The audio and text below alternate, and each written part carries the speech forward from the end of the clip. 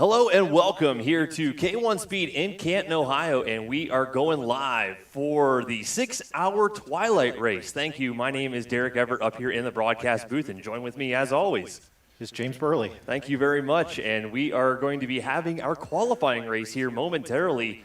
We have 12 teams coming at us. 10 teams. Yeah, we've increased the number over the years. We started with 7 at the 12 hours. We've increased that to 8, and then we went to 9. And we're going to push the threshold again, and we're going to see if we can put 10 teams on the track for 6 hours. So we are getting the drivers down there on the line right now for their qualifying race. They have 10 minutes to set a fast time? 8 minutes. 8 minutes. They can do a driver swap or a car swap. Very unique to auto sports in the fact that you can do that during a team endurance race. But we're going to give them the opportunity to, one, prove it's not the kart, and number 2, if they want to, they can even swap the driver if they want to. Spectacular. So as they are lined up right now, was this a random lineup order? It was. So they put the cars out on the grid, and then they had a random program which drew a car number, and then each driver went out on the grid. So it looks like they're about to do a standing start, but they're not. This is just going to be a qualification.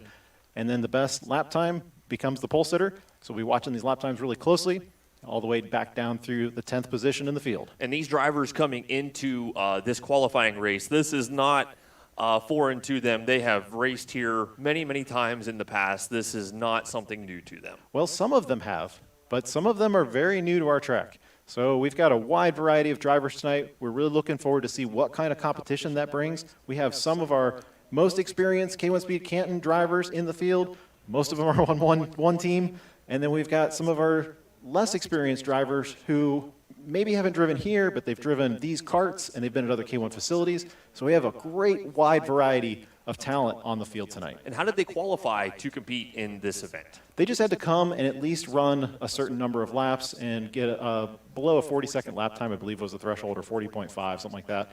And most of those guys had no problem doing that. We also accepted a qualification time at a neighboring facility, such as K1 Columbus, as long as it was in the range of like some sort of professional time, or you weren't holding up the field or something like that. So very well. So they did not have to necessarily travel to this facility to qualify for the race. They didn't have to, no. Copy that. A lot of them did, which was great. We love seeing these guys come up from Columbus. Columbus is only 2 hours away. That's a brand new K1 facility that are basically our brothers in racing, and it was good to see them coming up. So the K1 Speed in Columbus does not have all of the features. They don't have all the creature comforts that we've got here at the Canton facility with the tire pressure monitoring systems, the battery telemetry. We've got all the bells and whistles here. We do. We have a lot of the equipment that is geared for that. We like to think that we're the only facility that has that available to us, and we're just trying to utilize it, and we're trying to push the envelope in this form of motorsport. So here we've seen something that we're not going to see through the rest of the evening. I can promise you that is teams just kind of just stopping on the start, just letting each other go on the track and finding their own section of the track to set their own fast lap times on. They were scrubbing tires into a couple of turns just to set themselves apart from everybody else. So they're not racing to qualify and set a fast time. They're just out there doing their own thing, putting their heads down, and getting to it. Yeah, and the thing is, you obviously want to be a pole sitter because there's a little bit of pride on the line. But the ultimate thing is, in an endurance race, 6 hours, if you qualify in the back, you got plenty of time to make up the ground. If you guys are faster than everybody else, you have plenty of time to prove that to other drivers. So we are just seeing these take this order right now on track with a grain of salt. They're just out there trying to set the fast lap times right now. And so far, young guns coming out. Yeah, if we could get that scoreboard up on the screen and maybe take us out of the window, that'd be great. And then we could see what all these qualification times are. The Young Guns, it's a local team coming from the Northeast Ohio area. We've got a driver from New Franklin, Dover, Uniontown, and I'm not sure where Janda is from. He's basically here from Canton. Okay. Rootstown, I think, is the official. Young Guns is going to be the team to watch, though. They are a powerhouse of the K1 Speed Canton facility, but we are looking forward to see if anybody else is going to rise to that challenge. I think other teams are going to be able to do it. Excellent. There we see Blue Screen Racing setting a blistering fast lap time. Blue Screen Racing is a team of local drivers as well, coming from the Uniontown and Akron, Ohio area as well. So they're coming from right here. Project Dream, the Clear team, setting a pretty good time there in qualifying here early in qualifying. In the number 3 spot, that is Project Dream Racing. Look at those top 7 drivers already in the 39s. You've only got 2 teams that are now in the 42nds. They are really hunting each other down. As you're watching the green roll hoop cover. I'm just getting myself accustomed to these drivers during this qualifying session as they're just out there doing their own thing, setting their own times. They're not really racing for anything except for bragging rights and a good starting position on the grid. So just trying to get accustomed to seeing who's who. We've got a lot of black helmets in the field. We've got a lot of white helmets in the field. So we'll be watching the roll hoop covers best we can, try to figure out some of the driver names. Like we said earlier, we think we have I think it's 47 drivers in the field. It's a lot of people to keep track of. Some teams opting for 3 to 4 members, and some teams opting for as many as 6, I believe, is one of our largest teams. And we're just working out some details up here in the box as well. Just letting our broadcast member know that we have 2 teams that are appearing in the same color. We have Project Dream Racing and K1 Speed Columbus, both appearing in clear to anybody that may be watching on the stream. Getting those ironed out, Project Dream Racing will actually be the purple roll hoop cover. Yeah, we're filtering out some red, so getting that fixed. Just getting everything all ironed out for the official 6-hour broadcast. Is that just showing up wrong on our screen particularly? It's filtered out because we needed the green, so they're just working on the red. Okay. So Electrified Racing is red, and then 8th position is purple. That's K1 Speed Columbus. And then number 4 spot is Project Dream Racing. That's purple. Jonathan Douglas piloting the brown. Long-haired freaky people. They named that team so that it made difficult a night for us, specifically. You can thank PJ Mannypenny for that. I thought they should have called it Mannypenny Motorsports, which would have been a tongue twister in itself, but they opted for the long-haired freaky people. Joke's on you, PJ. LHFP. LHFP, got it. You're not long-haired freaky people. I can do it all night. Four drivers on that team. They all have long hair. Glad to keep us on our toes up here in the box. Let's find the Young Guns Racing. Let's follow that white team and see who is in the hot seat right now as they are sitting on top of the piling line. It is not ASR Racing. Young Guns, is the silver team. ASR Racing is white.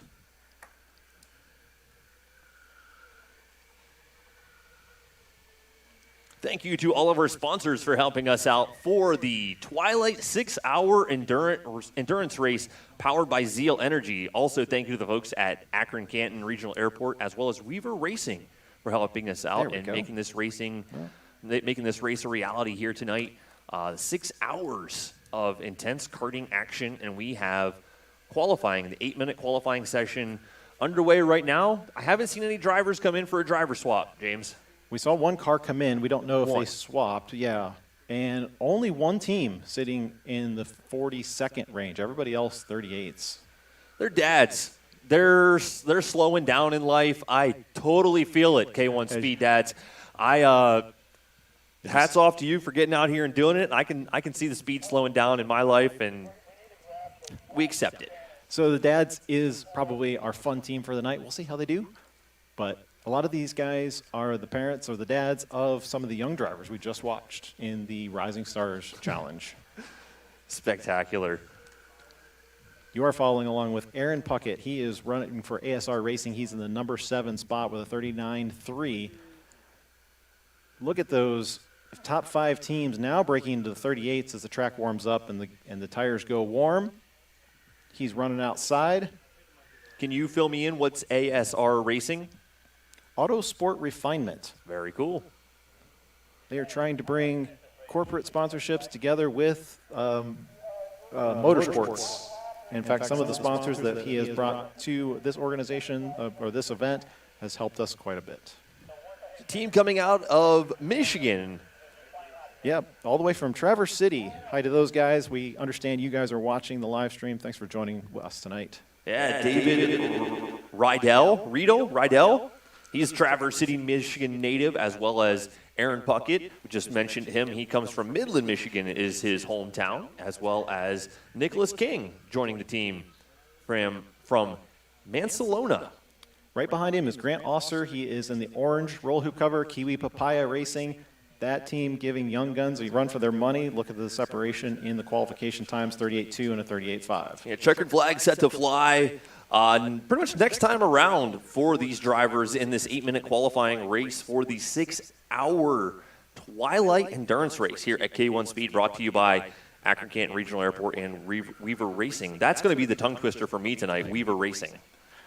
Weaver Racing is technically a sponsor for the Rising Stars, but But on your shirt, we'll give him credit for the whole event, too. Yes, and your shirt is the Rising Stars shirt, so Exactly.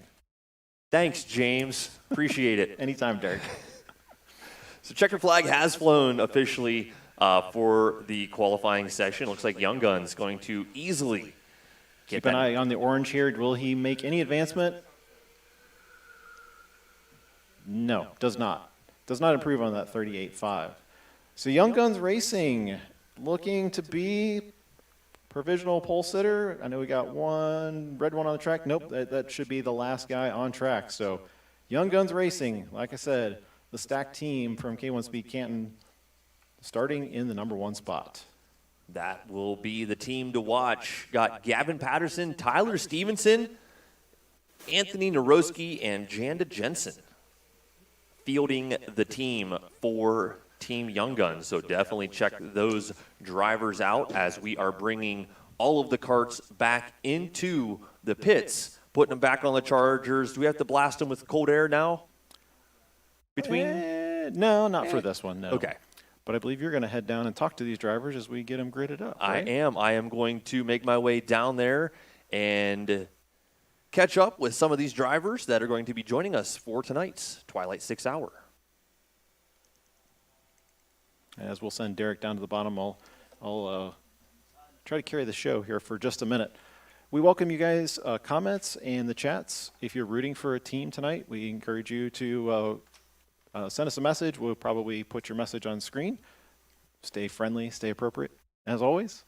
If you guys are regular to the channel, you know that it's usually myself and Adam running the whole show tonight. But for this kind of event, we've brought on a whole production crew, so I don't have to sit the switcher. I'm very thankful to our staff who's sitting in front of me tonight, who's making all the switchers work and all the camera shots work as well. So as time goes on, we look forward to smoothing out this the production value. Like Derek has talked about, K1 Speed Canton has a lot of unique technologies that make this race occur. So if you found the channel by chance tonight, welcome. Thanks for joining in. And if you're wondering why we're broadcasting go-kart racing, it's because we don't know of anybody else who's doing this in the electric world. So one of the big challenges is how do you make batteries last long enough to make a race like this last for 6 hours? And we've been in development technology-wise on the battery BMS side for a number of years. We've run the 12 Hours of Canton for 3 successful years. And this particular race is about 2 years in the making, where we wanted to do a mid-season, something in the fall, because we wanted to do something that was the outdoor track. Didn't happen the last 2 years, so we're very happy to see this race come to fruition after a very long time. And of course, it wouldn't happen without all these people on the deck tonight. Not only the drivers, but also the friends and family who are joining them. So the idea tonight is that we try to make it a fun Friday night event. Obviously, we want to take fun seriously. It's a very competitive event, and times matter. But at the same time, we want to enjoy racing as in a casual environment. This is arrive and drive racing. You don't have your own kart to bring. We're providing all the equipment for you. And the nice thing about this is you just show up and drive. Now, of course, some drivers will tell you that the challenge is, what kind of kart you get. And there's all kinds of theories on which kart is the best one and whatever. We spend a lot of time working on these karts and trying to make them as performance normalized as possible. Now, I don't use the term equal because performance normalized could give us a little bit of wiggle room. One of the things we do here with every single kart is that we tune and we change the motor acceleration parameters to match all the other karts.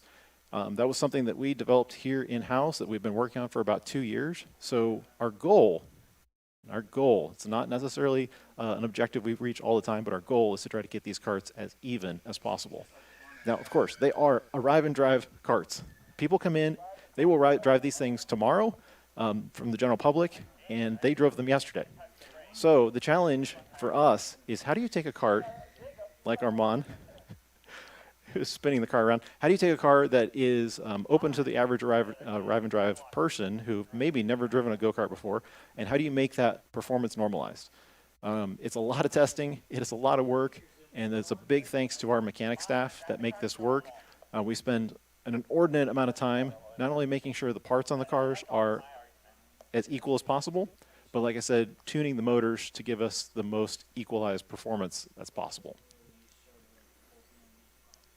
Every kart has a little bit different characteristic. Every driver who has driven these things, and they've driven up and down the row several times, will tell you, this one I like, this one I don't. Our goal here is to at least make the car to the point where it can perform competitively with the rest of the field. Now tonight we've got 36 cars in the fleet plus the pace car. We're bound to see something happen. Mechanical failures do occur. The nice thing about arrive and drive racing is you're not out for the whole night. When something happens, we swap the kart and we give you back the position.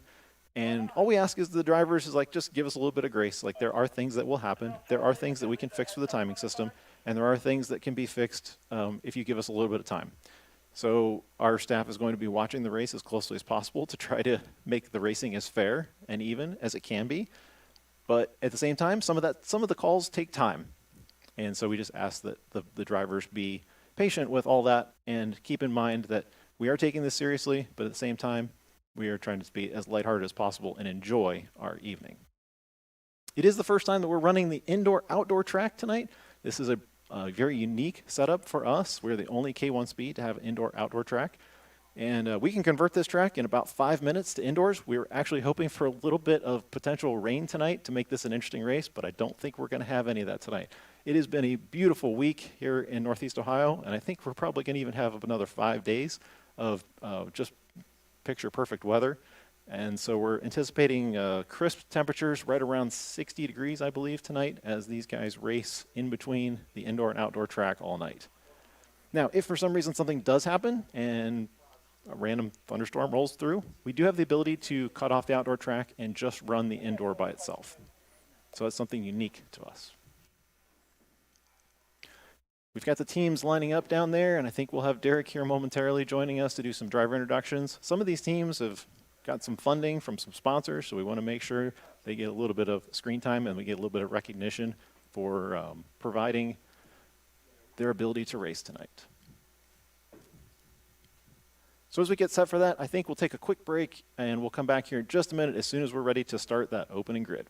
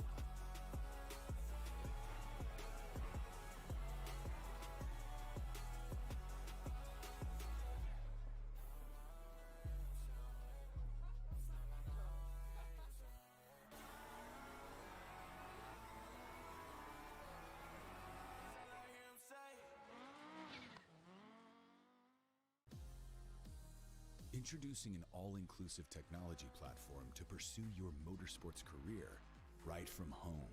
Select from 3 levels of professional-grade simulators, and we will expertly pair you with a world-class coach, with training software, exclusive tracks, and technical support, all included.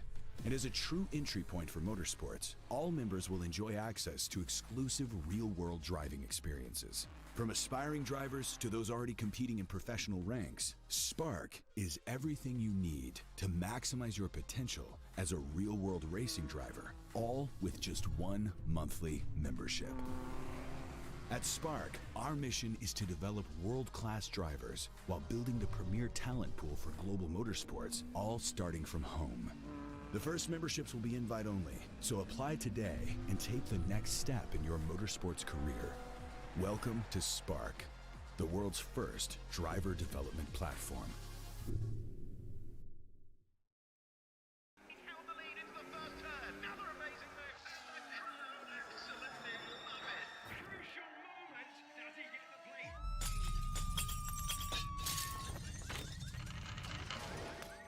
Great battle between these two. And side by side between the two to win. Powering every race and every emotion. The Lenovo AI PCs, servers, and services. Now that's smarter AI for all.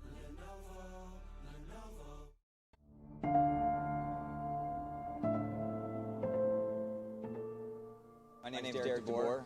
I'm a race car driver. I drive for Racing Spirit of Le Mans. I get to drive this beautiful Aston Martin in the European Le Mans Series. And I work with Valentin Hasselo as my co-driver and professional coach. My name is Valentin Hasselo and I'm an Aston Martin factory driver for 3 years now.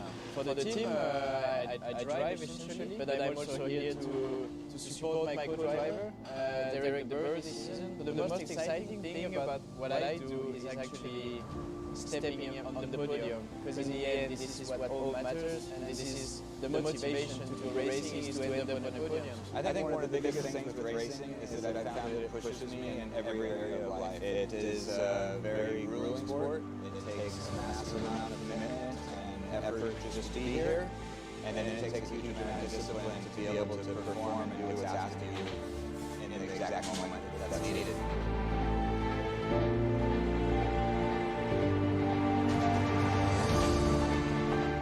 Our main job as a driver, from a data and engineering standpoint, is to give a clear feedback on what we felt in the car, in our hands and in our legs.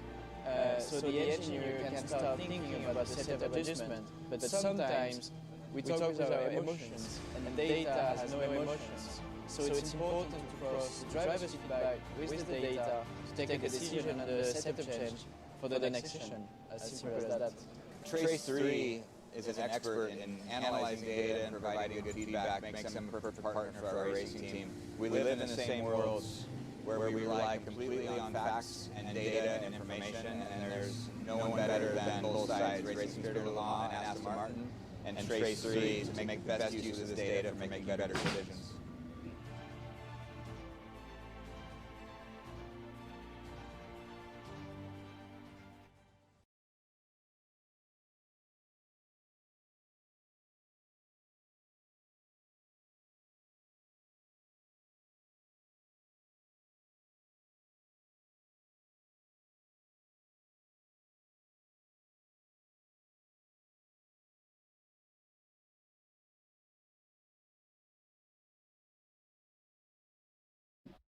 Look at these old guys, you know, just slow down. Good evening, ladies and gentlemen, racers and race fans. I'm down here on the grid with the top 10, well, the 10 qualifying teams. So the headset's not usable at all. Okay. Well, thank you guys for coming here tonight for K1 Speed's 6-hour twilight race, and I'm back here on the grid with qualifying team number 10, the K1 Speed Dads. Who we got driving for us tonight?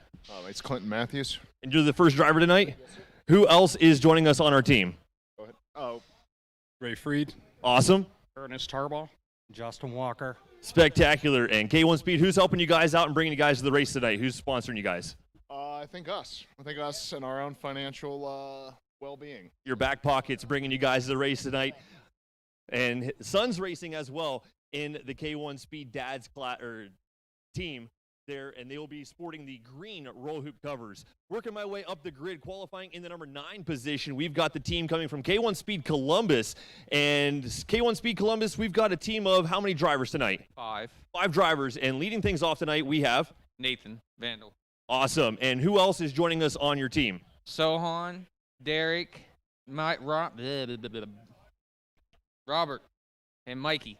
And who's all sponsoring you guys and bringing you guys to the races tonight? It's just I'm a manager at K1 Speed Columbus, so that's all it is. Had to take a little bit of time off work to get here this evening. Yeah, he's probably on the thing watching right now complaining. No, I'm just playing, Mike. Right on. K1 Speed Columbus sponsoring these guys and bringing them to the track tonight. They are qualifying in that number 9 position. Working my way up the grid, I got to find my paperwork and find our number 8 qualifying team. This team coming out of the Columbus area, Chevron Chevrolet. Chevron Chevrolet bringing this team to the grid here tonight. And it's a team comprised of, we've got six drivers. Who is the lead driver tonight? I'm the team captain tonight. And who are you? I'm Zach Blewett. Excellent. And who is joining you this evening? We have Ben, Dave, Jordan, Connor, and Ivan. And who's helping you guys out and bringing you to the track tonight? Ches Round, GMC of Delaware, Ohio. Come to us for all your Buick or GMC needs, you know. What do you drive? A Chevy truck. There we go. Bringing these guys to the racetrack tonight. Team blue in that roll hoop cover is Chevron Chevrolet. Qualifying in the number 7 position, trying to find my paperwork. We'll get it. There they are, the long-haired freaks, the brown team coming from right here in Canton, Ohio. Who is going to be leading us off tonight? Who is our number 1 driver in the kart this evening? Mr. Jonathan Douglas. Excellent. And he's competed here in these endurance events not just once or twice. Correct. This will be his first hour race. So the first time where he might get a little bit of arm pump involved. Well, that's why I started him in the 6 and not the 12. All right. So who's bringing you guys to the track here tonight? Ourselves. Just a lot of back pockets bringing you guys to the racetrack tonight. Anything we got to look out for? Us. We got some talking going on here on the grid, and I'm still working my way up the lineup of the team of drivers qualifying in that number 6 position here on the grid. ASR Racing making the trip from Michigan. Thanks for coming down. I seen you guys, a couple familiar faces from the 12-hour race. Thanks for coming back. How's it going? Absolutely. It's going great. We're super excited to be here again. And did you make the trip down here to qualify for this event, or did you qualify at a local racetrack up home? No, we all came down. So my teammates and I, we came from Michigan, and they're from Traverse City. And we're representing Traverse City K1. Spectacular. Thank you guys for coming down. And anything else we got to look forward to tonight? Just some great action, some great racing, and hopefully we finish on the podium. And the 12 hours a couple of months ago gave you a little bit of an inside look at what you're going to be looking for here tonight. Yeah, the reliance on data is critical. We're leveraging Grafana for the battery telemetry. Luckily, we don't have to deal with weather today, but we're going to be paying attention to everyone around us and make sure we make the right strategy call. Check them out, ASR Racing. They have been racing the 12-hour race, so they've got some experience in these long endurance format challenges here at K1 Speed. But I'm going to continue my working my way up the grid, and we've got qualifying in the number 5 position, Electrified Racing. Team coming from North Central Ohio, and who's going to be leading off the grid tonight? And who do we got here? Mark Davis. Mark, thanks for coming out here tonight. Do you come here to K1 Speed in Canton a lot, or where do you do a lot of driving? I come here all the time. Awesome. How old are you? I'm 13. So you don't drive on the road, so you have to have Dad get you here to the racetrack, but you've been putting the time in. And who we have joining you on the grid this evening? We have Asher Albright, Adam Albright, Harrison Albright, Connor, and me. So a family affair going on tonight. Yeah. Awesome. Who is helping out Electrified Racing and bringing you guys to the racetrack tonight? Who's sponsoring Electrified Racing? Never Ending Gardens and Albright Speed. Spectacular. Look for Electrified Racing to be challenging these front runners in their first ever long format event here at K1 Speed. Working my way up the grid as well, we have the all blue, the dark blue team qualifying in that number 4 position. Who do we got? Blue screen. I'm Zach Harmon. This is Mitch Shannon and Ken Williams. Spectacular. And this is not your first endurance race here at Canton. No, I've had 12 hours under my belt. So this is just a walk in the park, a 6-hour race. Yeah, pretty much. I'm out here for fun. And what have you been doing to prepare for this? Do you bring a computer and monitor the telemetry, or is this all on the fly for you guys? We've got 2 computers set up for Speed Hive and the telemetry. Other than that, I mean, let's just go. Let's go do some racing. Awesome. Thank you guys for coming out. And who's helping out Blue Screen and bringing you guys to the racetrack tonight? We got Primetime Sports, Hartville Auto Styling, and Williams Automotive. Awesome. Check them out. Blue screen. They are going to be challenging these front runners as well, qualifying in that number 4 spot. Driver swaps. Anything can happen moving up inside the top 3. Qualifying in that number 3 position, Team Project Dream. Turn around, guys, at the camera right behind you. Who do we have as team captain? Who is our number 1 driver tonight? Team captain. He's the number 1 driver. Who's the team captain? Arin Puckett. Awesome. And who do we have joining you on the grid here tonight? We have Nathan Newhall, we have Michael Kahn, Zach Minich, and George Leopard. Spectacular. And what are you guys going to be doing to challenge these top 2 teams here tonight for the 6 hour? Well, we're starting off with our ace, Michael Kahn, who's hopefully going to go out there and challenge them early on, and then we're just going to try to get the lead and maintain it. And do you have any experience in these long format endurance races? We do not. Show up and drive. Yep, we do the monthly endurance series, but this is our first extended endurance. Spectacular. Who's helping out Project Dream and bringing you guys to the track tonight? We're an independent run race team, so it's a joint effort among all of us. Looking for sponsors. It's their back pocket, Visa and MasterCard, and maybe an American Express bringing these guys to the track tonight. Yeah. Thanks, Project Dream, for showing up and racing with us tonight. Qualifying in that number 2 position, we have Kiwi Papaya. Qualifying in the number 2 position. Who is our team captain here tonight, and who do we have here? All right, I am Alex Eckelberry. This is Grant Oser.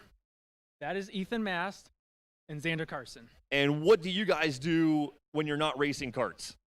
I'm watching racing. Awesome. So everything else is just it's all about racing for you guys. Yeah, I am just a motorsport guy, head to toe. And who's your number 1 driver tonight? That would be me. Cool. And what are you guys doing back in the paddock to prepare yourselves? You got a computer set up, monitoring telemetry, everything else? Yeah, we got a computer set up. We got multiple computers, one for the race chat, another one for lap time, and also going to do the battery as well. So we feel like we're ready to go. You're prepared for tonight's event. Who's helping you guys out and bringing you to the track tonight? I would like to thank David Pons, Minerva Auto Club, Weaver Racing for helping us get to this point. And I know David's watching at home. He's going to root on us very hard. Oh yeah, Pons. He's a known face here at K1 Speed Canton, but you got to watch out for these guys right here. Team Young Guns coming here, qualifying in that number 1 position. Young Guns. Who is our team captain tonight? Me, I guess. And who are you? Gavin Patterson. Gavin Patterson. Do you guys come up here to K1 Speed Canton a lot? Oh yeah. Oh yeah. And who do we have joining you on the team? Jenson Janda, Anthony Vernosky, is that how you say it? And Tyler Stevenson. How'd you get the old guy on your team? I don't know. I guess he just asked. Cherry picking team members is what we got going on here in Young Guns. Thanks, guys, for coming out. What are you going to be doing to keep the rest of the field behind you tonight? Drive fast. Drive fast, drive fast, drive fast. Who's helping you guys out and getting you on the lineup here this evening? My mom and dad. Anybody else? It's like DK Fence or DK Fence and Lawn Care's helping you guys out. You got some pretty cool looking shirts. Just not mom and dad, right? Yeah, I guess. So thanks, guys, for coming out. Go ahead and get yourselves suited up and ready for tonight's event. My name is Derek Everett down here on the grid. I'm going to make my way back up in the broadcast booth momentarily. Thank you to everybody joining us at home for tonight's live broadcast of the 6-hour Twilight Race here at K1 Speed Canton. Well, thanks, Derek, very much. Good track walk. I think we should promote you to Formula One next, for sure. So I guess the spotlight is on me. If we could maybe bring up the track and everybody's going to clear the grid here. We'll get going racing here. We got 6 hours to put in before hopefully the stroke of 1 o'clock. And if we get started here in the next couple of minutes, we'll be in good shape. So.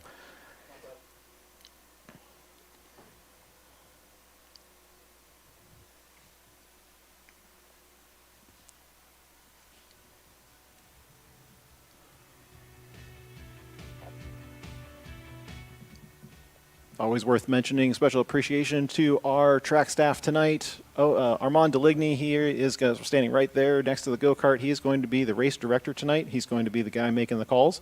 We hope to talk to him throughout the race if time permits. Then the rest of the K1 staff here working in the background. Their primary job is to pretty much keep everything cool. We got batteries that are going to soak up some heat. We got motors that are going to be warm. And they're just going to be trying to keep everything operational for us. When we look at this race in totality, we take the total number of teams and we divide it by how long a battery stint lasts. And so in general, and this varies a lot, you can probably get about about 40 minutes of track time on a particular battery, which for this race is probably going to be around 60 to 65 laps. Now, we always warn the teams, like, don't go to those numbers if you can't do it, because every team's going to be using a little bit different amount of energy. But that's the pit window, I guess you should say. So usually when these drivers are sitting out there getting ready to strap up, they are pretty much committing to about a 40-minute stint. So we look at the number of teams and we go, okay, how many times does the kart need to come in, and how long does it take to charge, and then what is the rotation cycle? And for this particular race, and we did this for the 12 hours, we're looking at a 3-car race equivalent. And that means there's going to be 1 car on track, there's going to be another car committed to that team for charging, and there's going to be another stage which is going to be cooling. And by the time those 3 phases finish up with about 40 minutes each, we should be able to put the car back out on track. It's a huge challenge. It is significant. There is nothing short of technological miracles going on in some respects, but that's the way we hope this race pans out tonight, is being able to keep every team on a 3-car cycle and keep them out on the track. And we are just moments away from that green flag officially coming out here at K1 Speed Canton for the Twilight 6-hour endurance race, brought to you by the folks at Zeal Energy and Akron Canton Regional Airport. Thank you guys for helping us out and bringing tonight's race together and making it a reality, as we are sitting on the line with Team Kiwi Papaya, Hartville, Ohio team, qualifying in the number 2 position, going to have their eyes set on trying to capitalize early to move into the number 1 spot and try to set some time between them and the rest of the field. Somebody's asking, is Gavin starting? No, Gavin is not going to be in the start. You're going to ride on board right here with, actually, Tyler Stevenson. That name needs to be changed over, but he is going to be your pole sitter. He's going to start in the number 7. And that will be for Team Young Guns, qualifying in that number 1 position. Tyler Stevenson coming from Dover, Ohio, about half an hour down I-77 from here at K1 Speed, so making the trip up here. Thank you for coming here and racing with us tonight. He pretty much considers K1 in the middle of home and school. So it was an important decision to factor in when he decided he wanted to go to school in Kent. So he had to be here at K1. Fair enough. But Tyler Stevenson, actually your reigning endurance champion. So we just finished the season here a couple weeks ago, and he was your winner, just edging out his teammate, Gavin Patterson.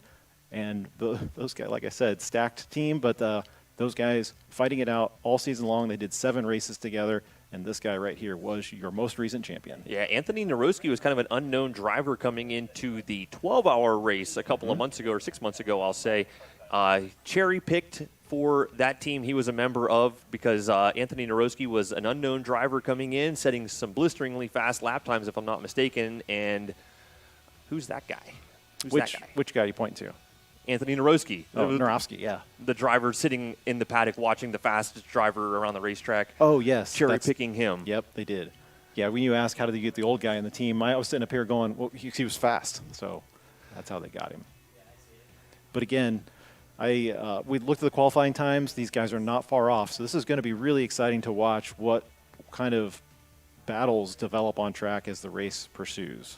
We had a little bit of a technical difficulty when I was down there introducing all of the teams and the drivers. I thought that the headset that I was wearing was going to be communicating with you, but it wasn't turned on. So, well, we had told you before, but it's been a little while since you've been up here. So I wasn't instructed to turn that one on. They will be watching for the lights here. We're getting a message from race control. Stand by. We're getting ready to go for the 6 hours. Looking for the green lights. And we are just about to get underway here tonight at K1 Speed Canton for the 6-hour Twilight race. Getting underway into turn number 1, 2, and 3 into the switchbacks. Tyler Stevenson getting a great jump on the field. Look at the gap between him and Team Papaya back there, as the rest of the field kind of bottlenecked a little bit going through 2 and 3.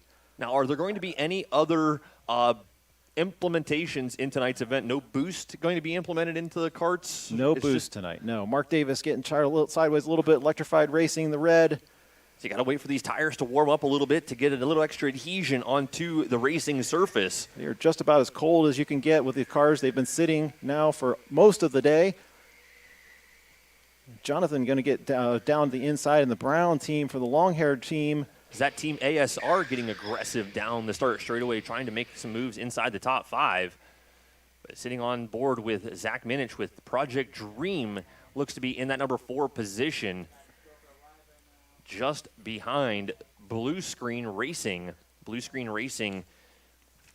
You're going to notice on the onboard cameras that we've got the battery telemetry back on board as K1 Dad's now making a couple moves on the start here, moving up from the back of the pack into number 9. It looks like they took the 8th position as well. Anyway, the onboard is going to have a battery telemetry monitor that gives you an idea of where they are in their charge cycle. We're going to be trying to keep track of their pit stops up here for you because that's a big part of this race.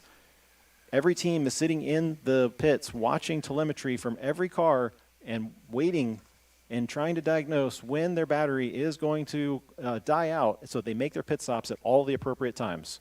So things are starting to stretch out a little bit. 1, 2, 3, and 4 as they're making their way outside and back inside the arena. On board. They've got the on board backwards. So Tyler Stevenson is actually in front. This is Alex Eckelberry back here in the number 2 spot, the number 5. Team Kiwi Papaya applying the pressure to Team Young Guns up front with Tyler Stevenson, as you mentioned, still hanging on to the race lead. And Jonathan's going to get bumped back there from the blue team. They're going to point him by. And Zadad's, not giving enough room back there in the 22. That's going to cost them a spot. Getting sideways and then back underway. Following the dads outside. Improving through the field. Alex Eckelberry back here in the number 2 spot. Columbus coming up here to race with us.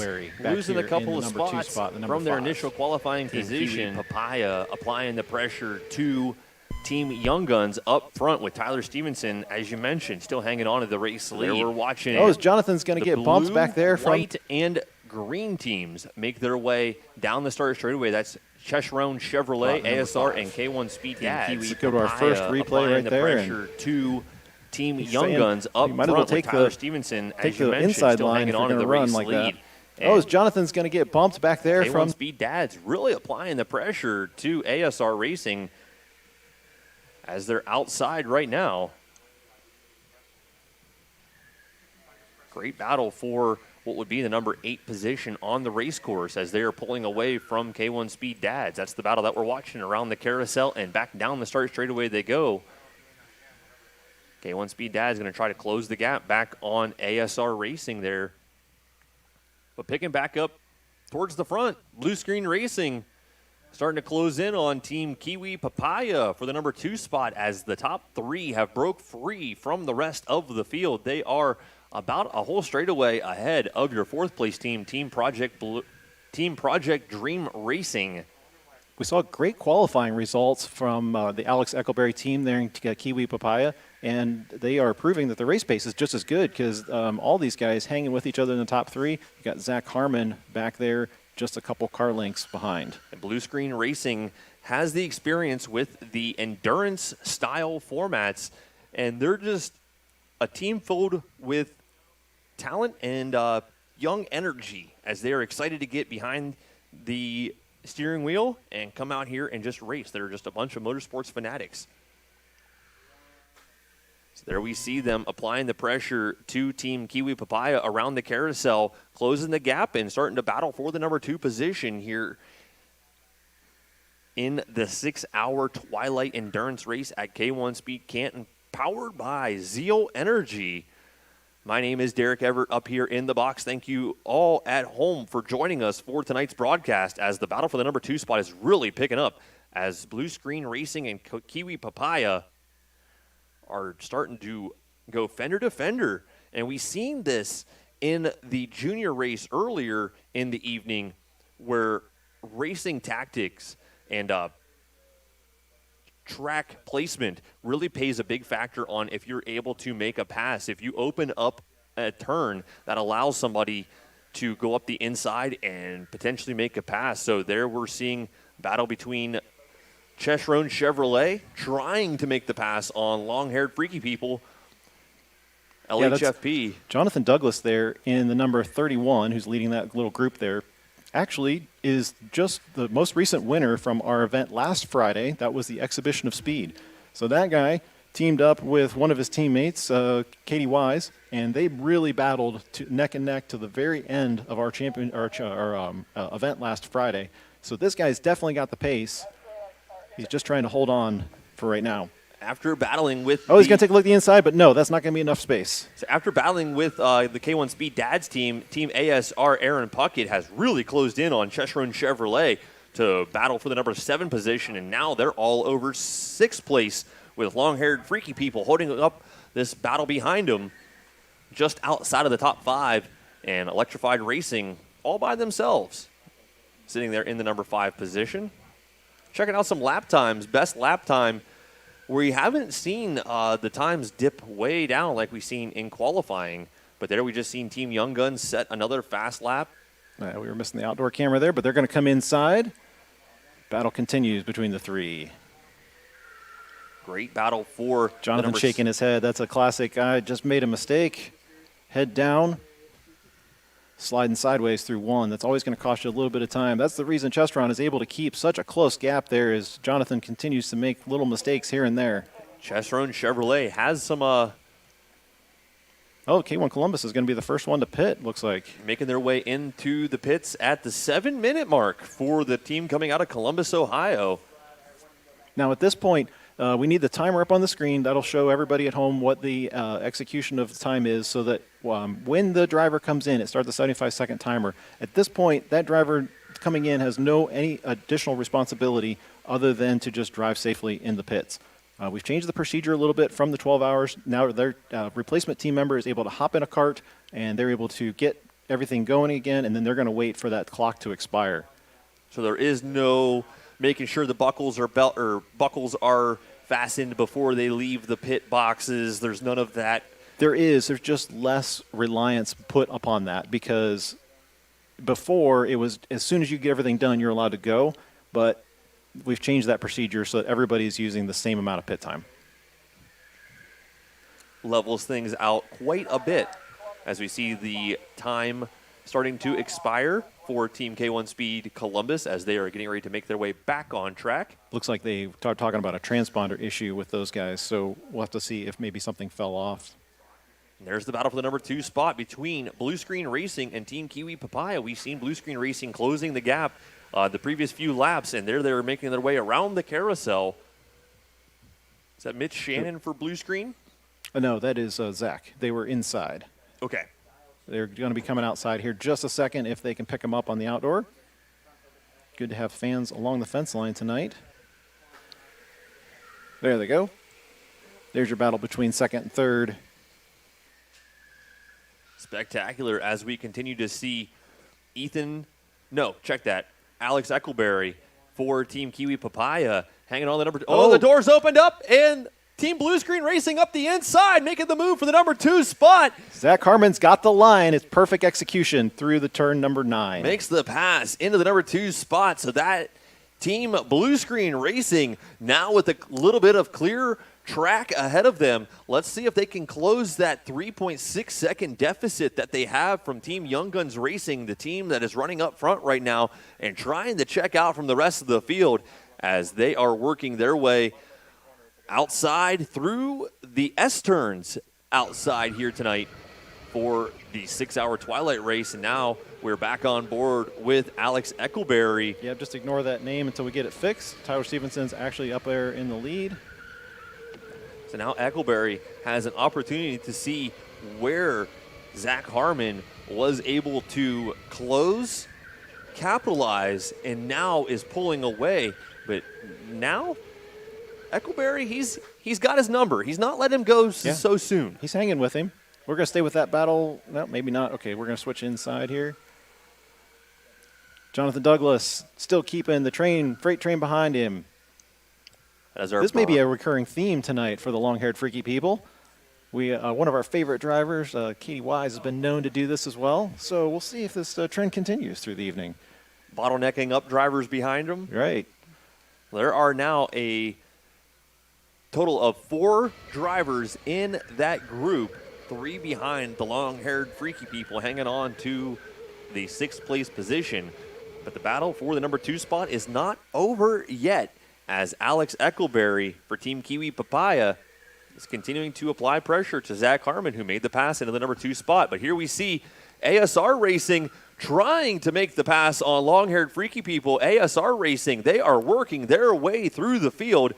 They were battling with the K1 Speed Dads. They have pulled away from the K1 Speed Dads. Bump him into 4. They have made the pass on Chesron Chevrolet to take over the number 7 spot, and now applying the pressure on long-haired freaky people. Chesron Chevrolet. Chesron outside there. We think we're missing something in the S's out there. There's a tight battle.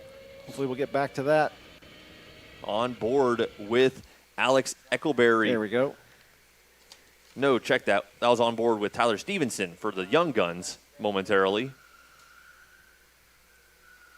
A great battle here for 6th, 7th, 8th, and 9th between long-haired freaky people, ASR Racing, Chesron Chevy, and K1 Speed Dads. With the long-haired freaky people, who do we have driving in? Jonathan Douglas. Yep. I think they're adjusting the outdoor camera. That's why we're missing the shot out there. But we'll catch them when they come back in. And this is Zach Minich is what we're showing on screen. For Team Project Dream. Doesn't seem to be accurate. As if it was Project Dream, there'd be a team pretty close ahead of them, 12 seconds ahead of them. That's right. Okay. Yeah. That was Project Dream we were on board with. So they're about 12 seconds off the mark of the top 3. Oh, and it looks like ASR has got around. Yep, our ASR has gained the position on Jonathan there in the number 31. So the long-haired freaky people going the wrong way, as now they're getting the pressure from Chesron Chevrolet as they're going outside. Blue Screen Racing, they were about 3.6 off the mark of Young Guns. Now they're about 4.2 off the mark of your race leaders. So Young Guns continuing to extend their advantage over Blue Screen Racing back in the number 2 spot. But the battle is on deeper in the field as Chesron Chevrolet is applying the pressure to those long-haired freaky people who have just got overtaken from ASR Racing. And now ASR Racing has a little bit of clear track ahead of them. Maybe they can close the gap on electrified racing. We haven't really talked a whole lot about electrified racing, the team coming out of Northeast Ohio, Chippewa Lake area, bringing electrified racing to the track tonight. Trying to get more familiarized with some of these drivers that I have not seen come to K1 Speed, as I don't come to K1 Speed very often except for these big endurance events. And I thank the crew for coming or allowing me to come here. As we see the Brown team, the long-haired freaky people, getting a bump and getting overtaken by 2 teams, Chesron Chevy and K1 Speed Dads, making the move on those long-haired freaky people. I'm not sure if it was a mistake or if it was a bump that resulted in that spin out, but 2 teams taking advantage, and long-haired freaky people have fallen back to the number 9 spot currently on the track. And now we see those K1 Speed Dads applying the pressure to the Chevrolet team coming from Columbus, Ohio. Just a battle for track position now. Who do we have in the seat for the Dads? Do we have his helmet picture? I don't know if we got everybody from the K1 Dads. Trying to get a glimpse of the green helmet to make some correlation if we've got it.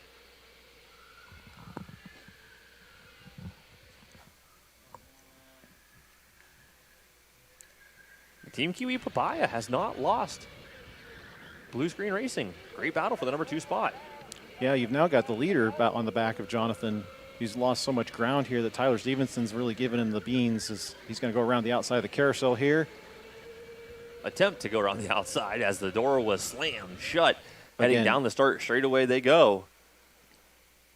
Tyler's going to have to find an outside-inside line, and we've seen this in the junior race. We had to go wide early to straight line the exit of the turns, and that was primarily the fast line.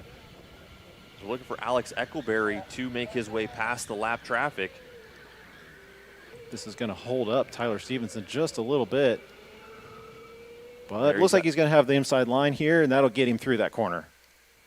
Beautiful execution of pass there. They just touch as they go by. Tyler gives the wave. Tyler Stevenson for Team Young Guns Racing working his way through some lap traffic. Yep, just waiting for these names to be swapped. So this is not Tyler Stevenson. This is Alex Eckelberry on Kiwi Papaya, and inverse. So this is not Alex. This is Tyler Stevenson. Battery's still sitting about 95% there. That's a good sign so far, especially as the temperatures go down. We look forward to having a little bit of motor cooling and battery cooling. Obviously, you build up a lot of heat running an electric car like this. These are arrive and drive karts. They're not necessarily designed to do this. We're just pushing the envelope. Yeah, the teams don't get to come here early and set up their karts with different tire pressures to suit their drivers' preferences. Everything is as the mechanic that works here sets them up. Yep. So that is the battle just for track position. That is Blue Screen Racing trying to make the move on those long-haired freaky people. Yeah, Blue Screen trying to keep tabs on Young Guns because they've only got 1.8 seconds between the two of them. And so he needs to make quick work of Jonathan in order to keep up. Almost need to implement a blue flag. Another pass on the inside there. Almost need to implement a blue flag to allow the racers to make their way through the lap traffic. Well, so Armand made the executive decision that the blue flags would only be displayed on the last hour of the race. Okay. So he wanted to keep it that way. It's hard to follow. It is. Every single instance that a blue flag would be necessary. So that is a very executive decision for our race director to make, and I can justify that. Perfect. We got Alex's name on the cart. Perfect. Thank you, guys. So Team Kiwi Papaya losing ground a little bit to the Blue Screen Racing team, who was 3.6. Then it was 4.2. It is now back to 3.8 seconds, the gap between the Young Guns and the Blue Screen Racing team. That is first and second position on track, and we are watching the battle between Kiwi Papaya and Long-Haired Freaky People. That is our third place team and the ninth place team just for track position that we're on board with right now, as we're just waiting to see if Team Long-Haired Freaky People opens the door up for Alex Eckelberry to make the move and get back to racing with the Blue Screen Racing team. As Pickleball Fox is cheering on Kiwi Papaya. Let's go Ethan Mast. Ethan Mast will probably be one of the next drivers up. Oh, as they go into turn one. And the Brown team not going to leave the door open for Kiwi Papaya to walk on in. They're going to have to go back to work to put that team one lap down. The long-haired freaky people doing what they're doing. That's what they do. But great on-track battle here. Jonathan really, I mean, he settled down just a little bit. We saw him kind of washing wide here and there. Maybe losing the rear end of the car a little bit. But the last couple laps I've seen a little bit more solid. See, Alex Eckelberry just trying to open up some of these turns to find something different. Yep, let's take you a lap around. If we want to stay on board with Alex Eckelberry, he just went through turn number one. This is a 2-3 complex. You really do a lift off the throttle in order to get through here, which seems counterproductive. And then you have our kink, our turn 4, which is important to get because you're on the long straightaway. You're full throttle through here. Let's watch the right-hand side of the, yep, he breathes the throttle just a little bit as he goes through that outside corner, even though it's a long straightaway. Now breathing it again through the S's and the reverse switchbacks. Got to hold the left-hand side of that as he's trying to squeeze down the inside. Nope, not enough room. Lift again. We call this the carousel as you head back to the front straightaway. And that is a lap here at K1 Speed Canton. And you were paying attention to his right foot. I was paying attention to his left foot to see if he was applying any brake at any point in time around the race course. And there was a couple of instances, primarily whenever he was getting the door slammed in his face. That yep, that had to hit the brake there. And hopefully we have our outdoor camera here soon, but our lighting is changing, so we're just getting that adjusted for you guys. We can go ahead and stay on board with that battle because we really want to see what happens with Kiwi Papaya and if they lose any track space. the gap last time by 4 seconds. Spectacular spectator turnout for tonight's 6-hour Twilight Race endurance race here at K1 Speed Canton, powered by Zeal Energy. Thank you, Zeal Energy, local company right here in Canton, Ohio, offering you sugar-free alternatives. Zeal on Chill, giving you that burst of energy that you may need to get you through these long endurance events. Now, is Alex going to take a different line through here? Not, he's still trying to stay pretty wide. Jonathan closed the door, making sure he couldn't take him on the inside. Decent defensive line there. This is another corner we've seen several passes on so far already, and these guys just keep battling. And with about 21 minutes of racing completed, we have seen one unscheduled pit stop for the K1 Speed Columbus team. Have you heard any news? I was hoping that we could maybe get a mic over to Armand just to confirm, because I heard something about transponder, but I don't know if it was the team's fault or whether that was just the I don't know, a racing incident, put it that way. I'm not sure. So we see Alex Eckelberry putting the pressure back on long-haired freaky people, and this battle with those long-haired freaks is allowing the blue screen racing team to really pull away from Kiwi Papaya. Now up to 5 seconds as Alex puts his nose down in turn 1, but he's going to have to give that back in 2.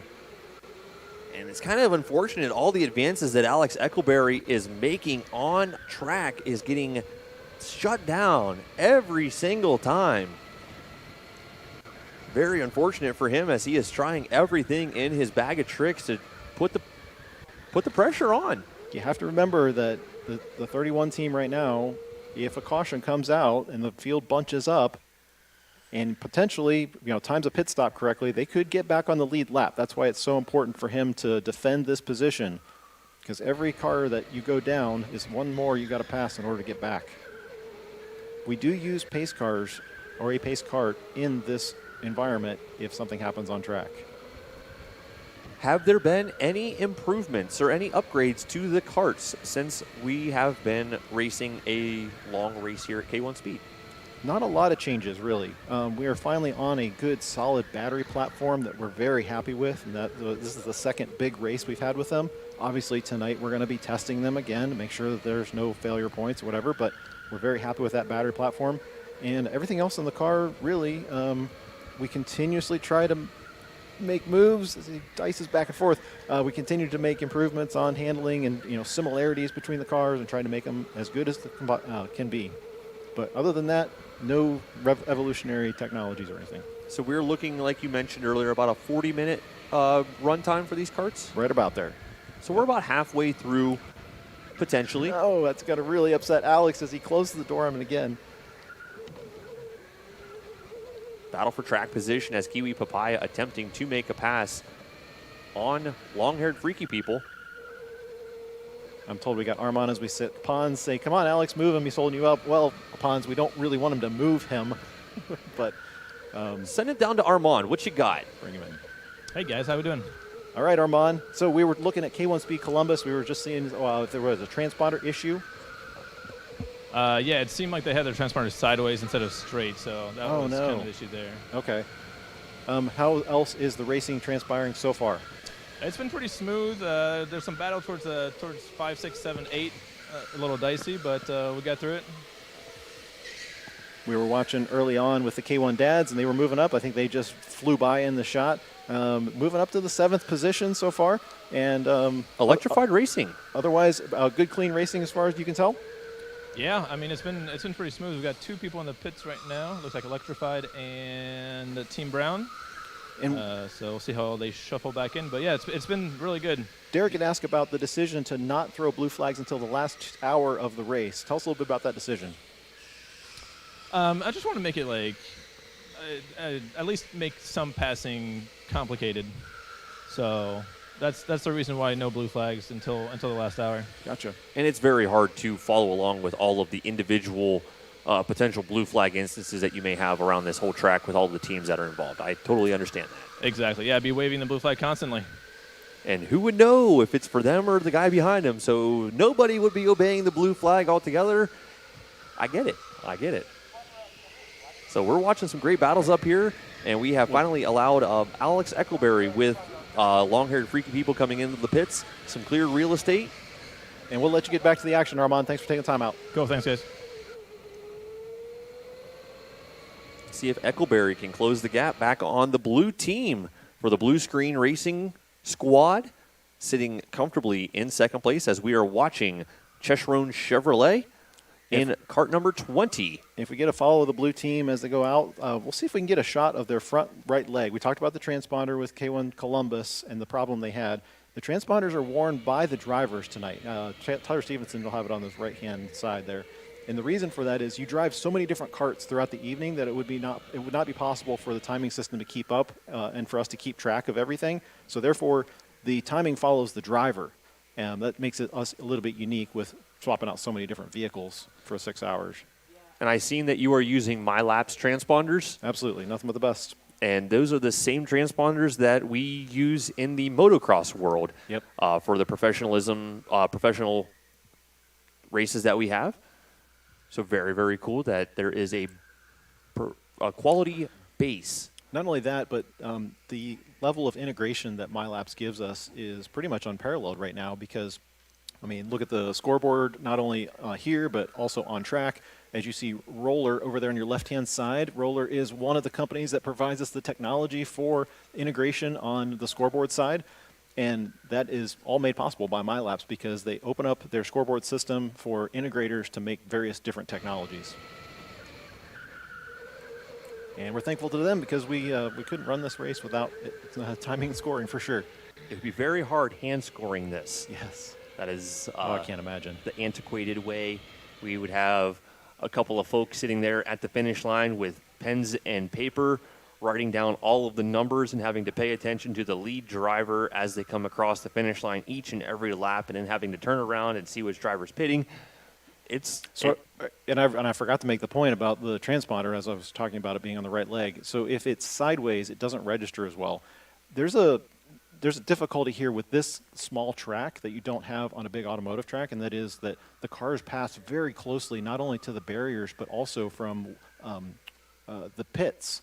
And so if you go back to the 12 hours, you saw that we had some erroneous numbers show up on the timing system, and the reason for that is because the cars and the drivers were just getting too close to the timing line. So for this race, we've adjusted that. We've squelched it way down so that the car has to be literally on top of the timing line. And then if something does happen, like the car goes really close in turn 2 or a car gets a drive-through penalty, it doesn't trigger the timing system. So the teams were instructed when they were given their timing beacons to make sure that they were oriented in the correct direction, otherwise they just won't score correctly. Very cool. It's like an antenna is pointing in a proper direction towards the...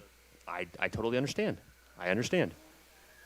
And I am not a super techie guy up here in the box, even though I continuously ask James what battery cells they use in Here's the question. The battery platforms. Well, the good news is you can answer it this time. I'm pretty sure they're 18650s just seriesed together to run in a 48-volt Sounds cell. perfect to me. We'll go with it. Sounds great. These are tablets, though. You mentioned that at the last race, I believe. Tablet cells. Tablets? I think that's what you said. Sounds good. We'll go Direction with it until we're towards the... I can tell you about the I computer totally side of understand. things a little bit more. I understand.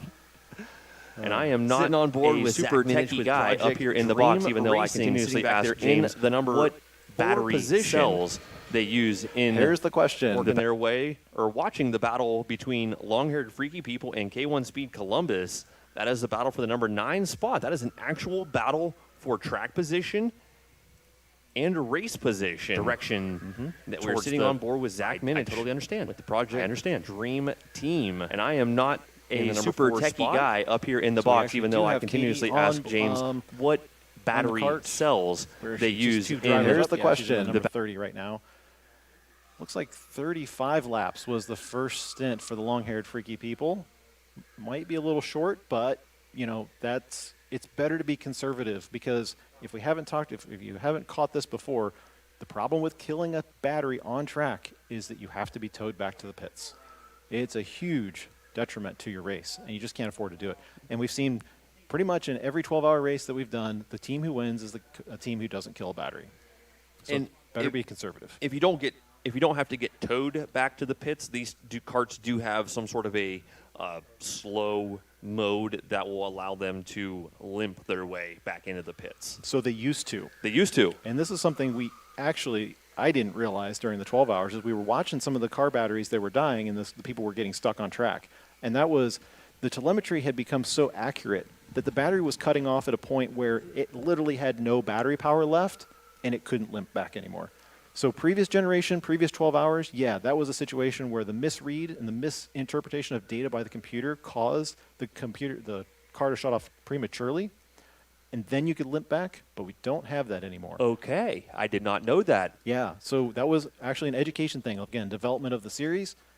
As we watch Zach on the inside of this corner. Wow, giving each other a good amount of space, good.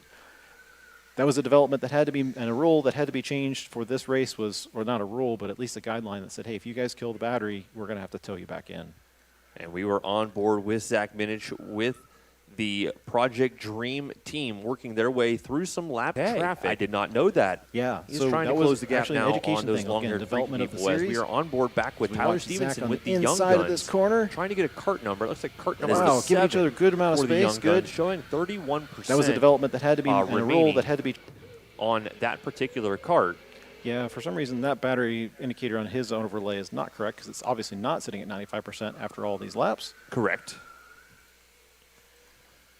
With a 32 degree cell temperature, that is pretty cool, not too awfully hot. And what's the cell that we are looking for that has been that particular cell that it's not one particular cell anymore, thank goodness. Okay. It used to be, but we see a lot more consistency on these, and it's usually anywhere from 9 to 16 are the cells because there's you're reading between the cars and between the side of the cars. So, but it can vary. Sometimes it's 9, 10, 11. And what was it was like 2.7 volts? 2.5. 2.5. Good memory, but yeah, 2.5 for 2 seconds. So the teams are watching the telemetry for the lowest cell value in the car, and once that one cell dips below 2.5 seconds for 2.5 volts for 2 seconds, it'll shut off. As Derek pulling up a trending graph here on the cell number 5, I believe. Is that Tyler's car, number 7? Correct. So Tyler hasn't reached into the 3 volts just yet. The car was going to hold that for a long time. If you want to get the onboard of Tyler Stevenson, I think that's where we are. That's going to hold the 3 volts for a long time. And then once it gets into the 2.8, 2.7, you'll see a very rapid drop off in time available. It won't drop in performance necessarily because it can compensate for the voltage loss. But Tyler Stevenson, they got a little bit of lap traffic in front of him as K1 Columbus making another pit stop. It's fascinating, all of this information that is available to our teams as I'm just flipping through the telemetry that is available to the team members. Tire pressures. Yep. Another thing I wanted to ask you about, what is the standard set up for fronts, rears, lefts, rights? We run a little bit higher tire pressure, so we run 34s in the rears and 32 pounds in the fronts. Do you check those on the daily, weekly? Yeah, every day. So the Tyler Stevenson's going to be on the outdoor track there. There we go. Gets the pass by, gives him a little bit of a wave. Yeah, we do. So the computer that also keeps track of the battery also has a tire sensor on each wheel, and that gets reported back to the pits, and those get checked every day. Very cool. Otherwise, Tyler Stevenson very much in command here. You got a couple lapped cars, and then behind him, Blue Screen Racing, which if we look at the gap last time by was, is he going to cross the finish line there, right?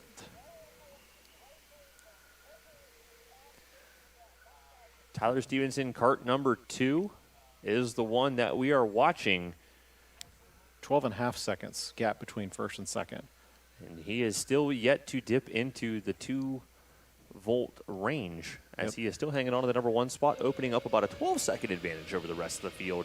Young Guns Racing really putting in the work here today, qualifying in the number 1 spot. Team coming from New Philadelphia, Dover, Stark County area. Got Tyler Stevenson coming from Dover.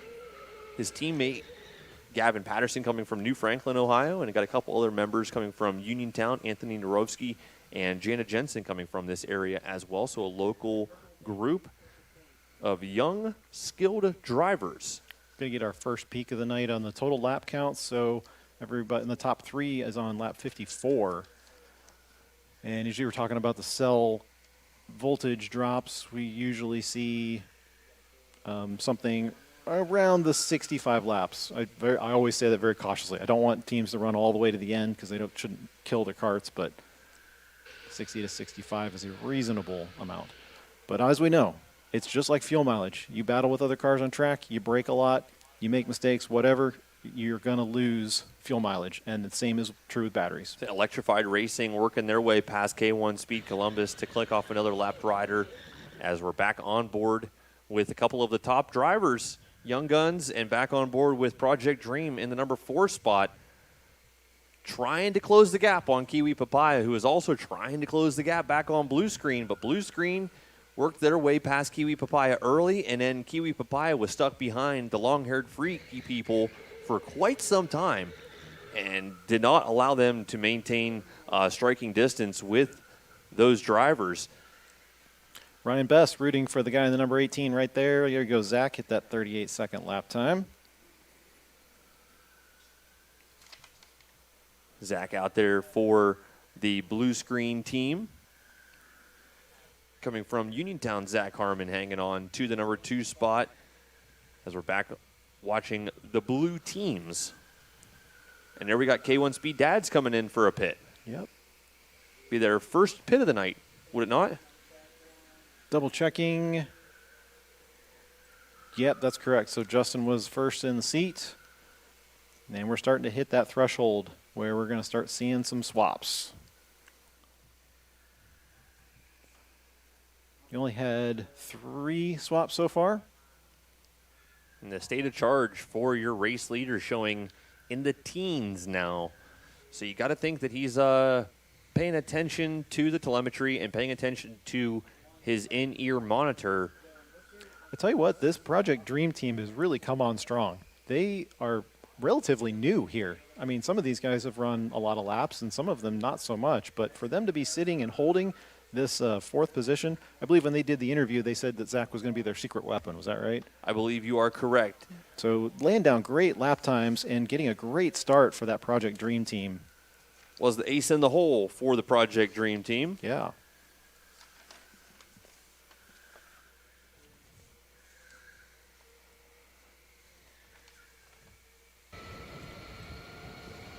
Back on board with Alex Eckelberry in 3rd spot. Still laying down 38.5s.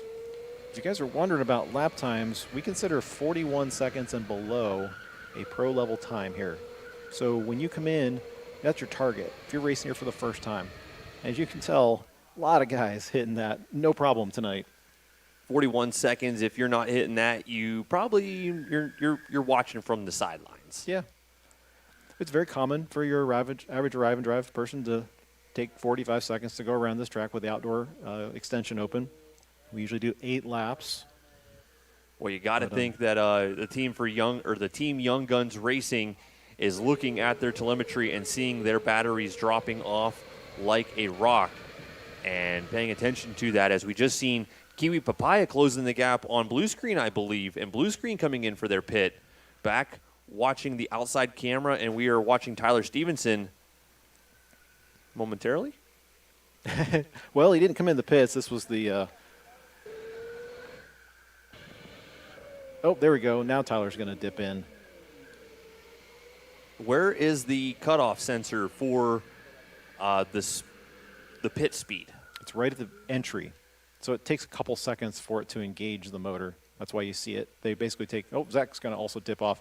That's why you see them basically run that whole runoff strip before they get to the very end and slow down to pit lane speed. But it is electronic, so there's no human interaction available. So we still see Kiwi Papaya pressing the envelope, trying to get a number on the team at Kiwi Papaya's kart, as he is hanging on to the race lead now after overtaking the Young Guns and Blue Screen Racing, who have both came in for their first pit stalls. So Kiwi Papaya They're pressing the envelope, trying to extend their track stints, trying to find the Kiwi Papaya team's kart number. Do you have a hex number for it? Orange helmet and orange hood for Kiwi Papaya. They have just clicked off 62 laps on one stint.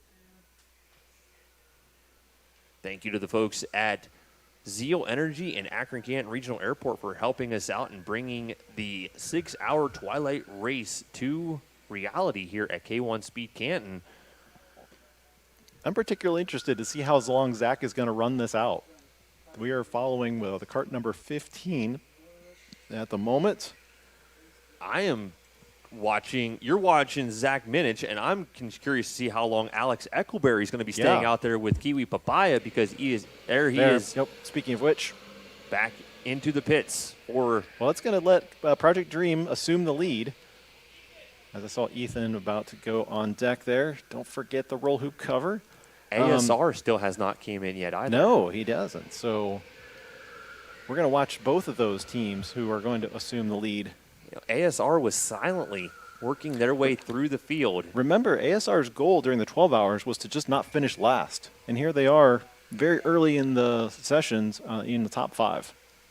That is pleasantly surprising to watch ASR Racing be right up there with the top teams. If we could switch to onboard with Zach again, we'll be particularly interested to watch how far are they going to stretch this battery. So right now, his lowest cell voltage now is still sitting above 3 volts. So they're doing pretty good. Now, we don't know that like extending every single stint will allow you to save a whole pit stop, because that's a lot of time. But this is an important strategy, no doubt.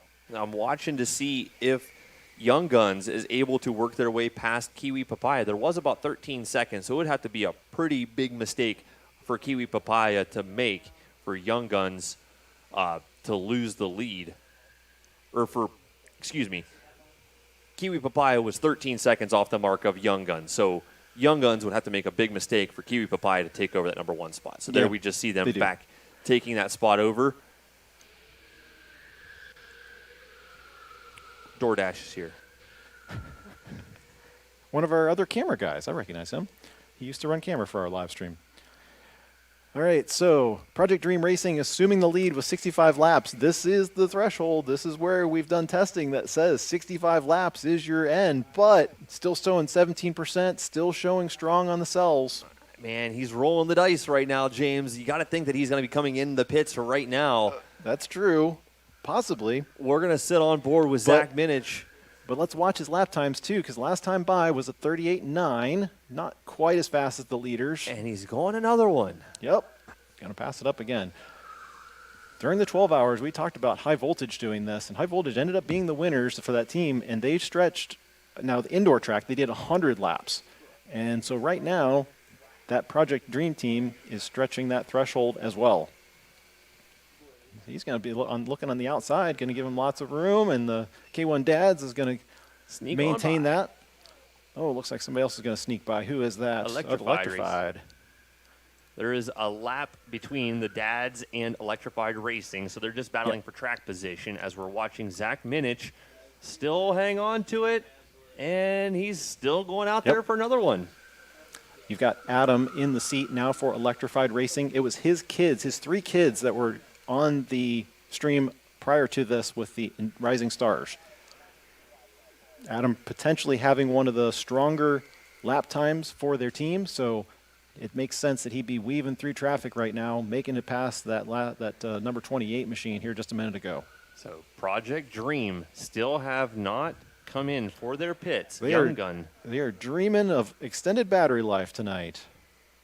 And that is kart 15. I want to check them out. They're just now dipping into the 2.9 volts. That is for cell number 4. Everything else is up and above 3 volts, showing 14% state of charge for Zach Minich. I wonder if he has an in-ear monitor or if they're doing old-school hand signal communications, but we see the driver for the Young Guns helmeted up and ready to go. Usually these teams do have intercoms. It's so important because the timeliness of the batteries is so important that you've got to have radio communications. Sometimes you just can't afford to have a pit board because you've got to wait. But we've also seen in the past that radio communications fail too. So Project Dream ducking in right there. They go. So they're making their pit stop. That's it. He made it 68 laps on that battery charge. Very impressive. And then we're going to be watching to see where he comes out behind the field. And we don't anticipate he's going to be jumping too many spots because it didn't look like the last couple lap times were as fast, but we'll be able to tell where he filters back out, being one of the last team members to do their initial pit stop. I believe, is ASR still out there as well? I don't have him marked as doing a pit stop yet. He had to have came in for his pit stop as he is a couple of laps off the mark of Young Guns. Okay, that makes sense. So ASR had to have came in for their pits as the sun is starting to dip down outside. Great spectator turnout here at K1 Speed Canton for this is the third year for the 6-hour race. Am I not? No, it's inaugural. Inaugural. Yep, first year getting it off the ground. Oh, was Adam coming in already? So Electrified Racing coming in for a second pit stop. Adam gives the thumbs up from the 14. Must have been a good stint. Glad to see that. As we check on the outdoor camera, Ken Williams now in the hot seat for blue screen. So after everybody has made at least one scheduled pit stop, Young Guns is your number one team out on track with Project Dream sitting in the number 2 position. After all of the switch-ups, Kiwi Papaya was running in second. They have fallen back to third with Blue Screen Racing in the number 4 spot, and a very solid first stint for Team ASR Racing is putting them up inside the top 5. Yeah, we want to track Project Dream Team because we want to see where they come out, see what their spots are. This is the pit stop for Electrified, which means Project Dream Team, I think, is already back out on track. Yep, and after all of the cycles around, I think that they're going to Back to fourth. back to the number 4 position. So Okay. Young Guns, Kiwi Papaya, Blue Screen, Project Dream, and ASR here for the Twilight 6-hour race at K1 Speed Canton.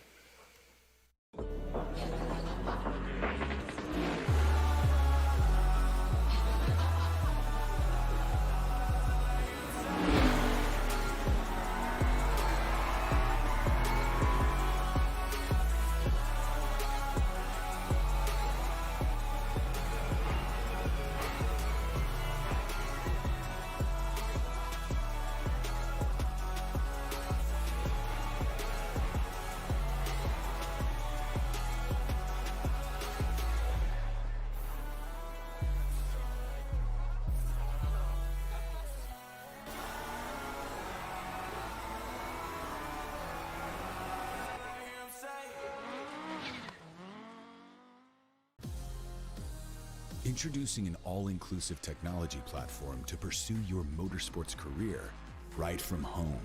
Select from 3 levels of professional-grade simulators, and we will expertly pair you with a world-class coach, with training software, exclusive tracks, and technical support, all included.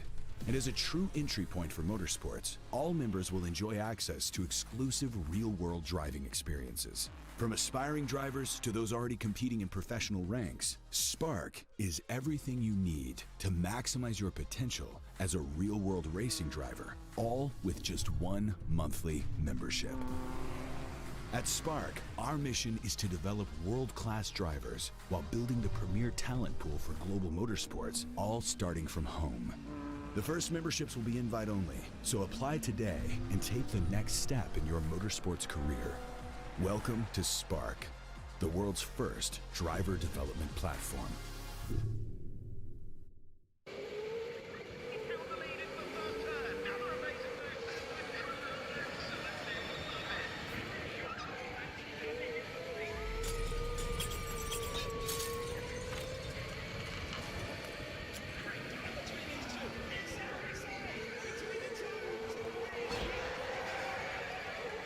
Powering every race and every emotion. Lenovo AI PCs, servers, and services. Now that's smarter AI for all.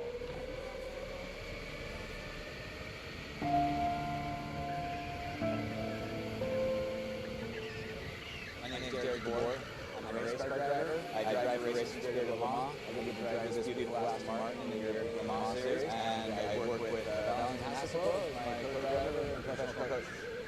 My name is Valentin Asco, and I'm an estimate factory driver for 3 years now. For the team, I drive extremely, but I'm also here to support my co-driver, Derek Bird. The most exciting thing about what I do is actually stepping in on the podium, because in the end, this is what all matters, and this is the motivation to racing is to end up on the podium.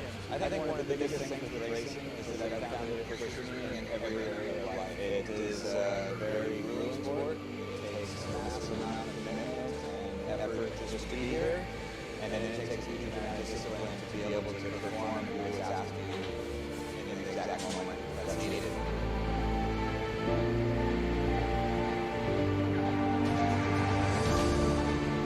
So our main job as a driver, from a data and engineering standpoint, is to give a clear feedback on what we felt in the car, in our hands and in our legs.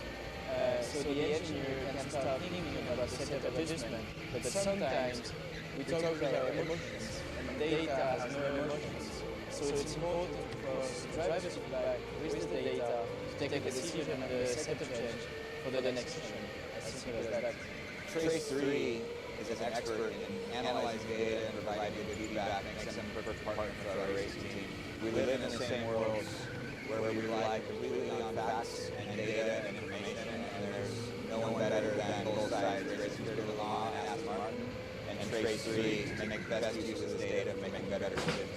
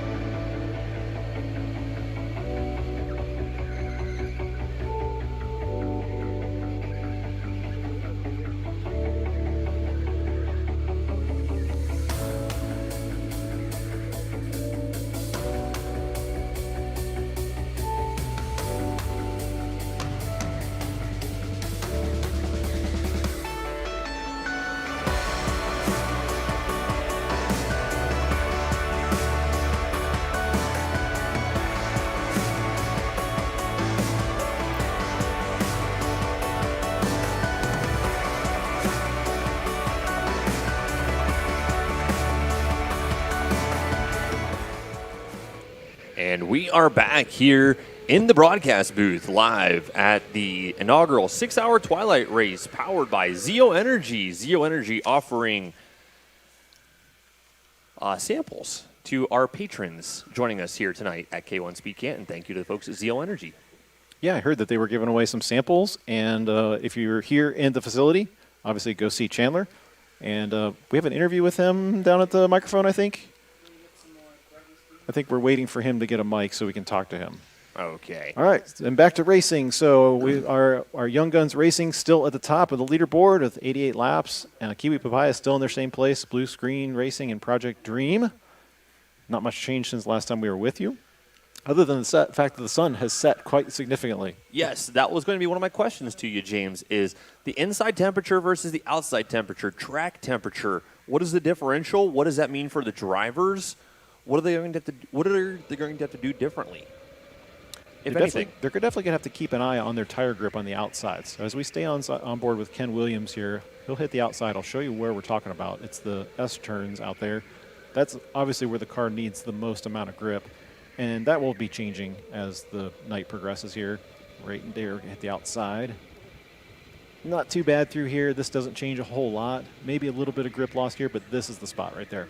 This, as you're hammered into the right-hander and the left-hander, the tires can give up quite easily, especially if the pavement gets too cold.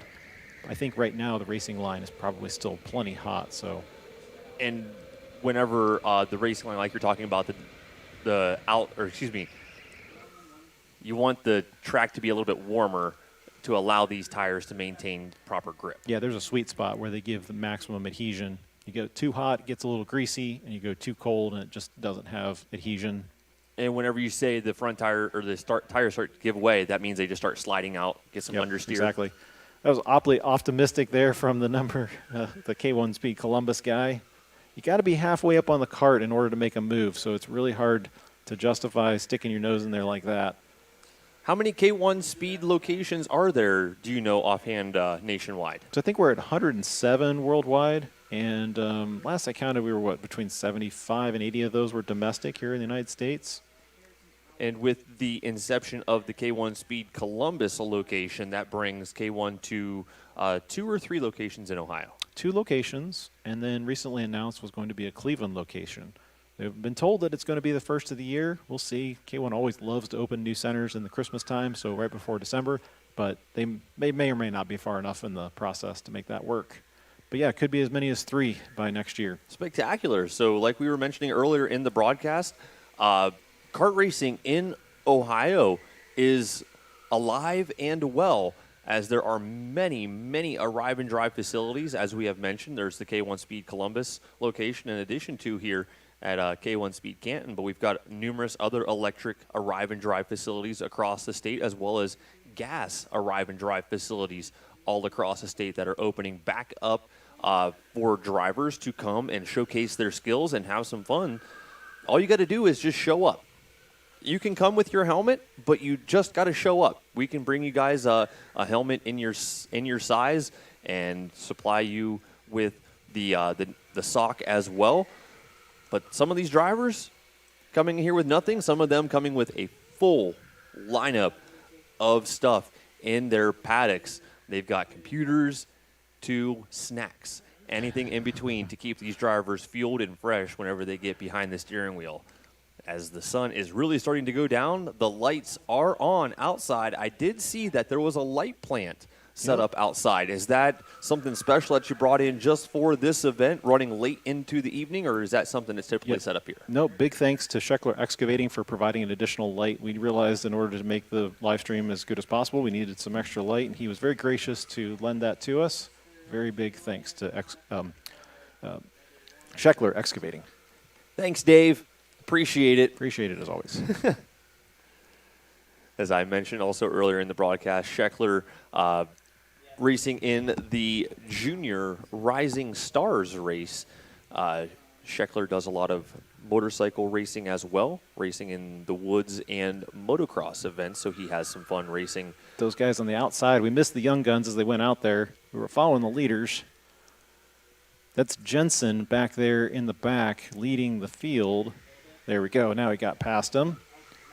weaving his way through.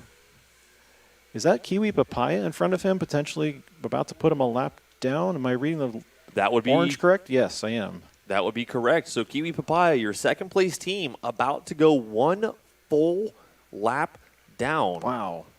Blistering pace from those guys so far tonight. Already with 1 hour, just over 1 hour of racing completed, we are looking at lapping the entire field from the team from Young Guns. Spectacular racing for the local team as they are really putting the distance between them and the rest of the field. The separation is a lap between Young Guns and Kiwi Papaya as they are just about to go a lap down. Project Dream is your other team on the lead lap. So we have seen the Blue Screen Racing team come in for their second pit stop as they have just fallen off the leaderboard. They were running in the number 3 spot. They have fallen back to the number 5 position, so that makes me assume that they have came in for a pit as we're getting some bumping going on deeper in the field between Electrified, K1 Speed Columbus. Yeah, I was particularly interested in that battle between Young Guns and Kiwi Papaya to see if he was going to go another lap down, or just a lap down actually, but we were watching Electrified Racing. There we go. All right, so Jenson Janda there, Young Guns, hunting down Ethan Mast in the orange. But Blue Screen just hanging on right there. I believe that is I think that's Williams. Is it Williams? I think it's Zach Williams, isn't it? Ken Williams, thanks. Zach was the first stint. The Ken is second. So Cheshire Chevy Racing applying the pressure to Kiwi Papaya as they're making their way down the start straightaway. That is a battle for track position, and Cheshire Chevy trying to make the lap back on Kiwi Papaya, and then he just has to reel him back in. So looking like Cheshire Chevy has some pace here tonight as they are sitting in 4th place, putting the pressure on Kiwi Papaya just for track position as Cheshire showing some skills here. That's right. Kart number 17. Last lap time by, I just missed it. It was 39 something. About a 47% state of charge for that charging driver for the Cheshire Chevrolet team. Driving aggressive to try to keep Young Guns within sight, but losing a little bit of touch to him as the Kiwi Papaya team splits him and the Young Guns driver. But Cheshire going to try to go up the inside, leaving the door open for Kiwi Papaya. What a move right there. Down the inside, or inside of Ethan. He's going to make it perfectly through the S's. You got to think that Kiwi Papaya was feeling the pressure all the way down the long straightaway, just kind of opening the door up enough for Cheshire Chevy to make the pass without losing a whole lot of distance as well, slowing down too much. So that was a very thought-out move from Kiwi Papaya and Cheshire. What's going on, James? You look a little bit frustrated sitting over there. Oh, no, that's all right. Just watching, that's all.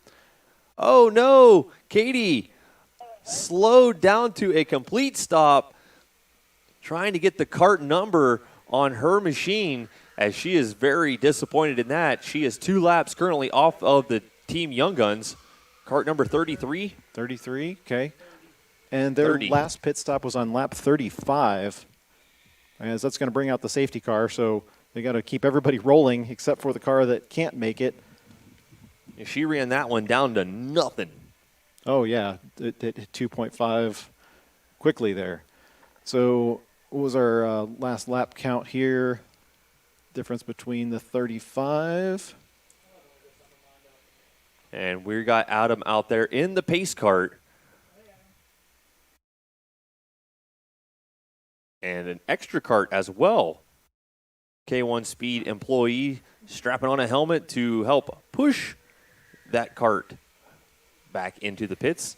Yeah, and they a just junior cart. registered lap 97. So 35 minus 97, go. 62. 60 laps, yep. So this is where we talked about you're pushing the threshold of 65. Katy has a tendency to burn more energy than your average driver, and I know that because she's running our endurance races a lot, and just push the envelope. So that won't be she'll get a different kart swap. It's a whiplash. Careful. He's going to push her into the pits, and then normal pit procedures can resume from here. So your next teammate is allowed to hop in your car, but you don't get back your position. So you're going to be joining the back of the pack there. So we are under a yellow flag currently, correct? Yeah, correct. And what is the yellow flag procedure? What happens to the tail end of the field? What happens altogether? There's no changing in the order. It's everybody holds position, no passing allowed except for that one is allowed to go past the pace car.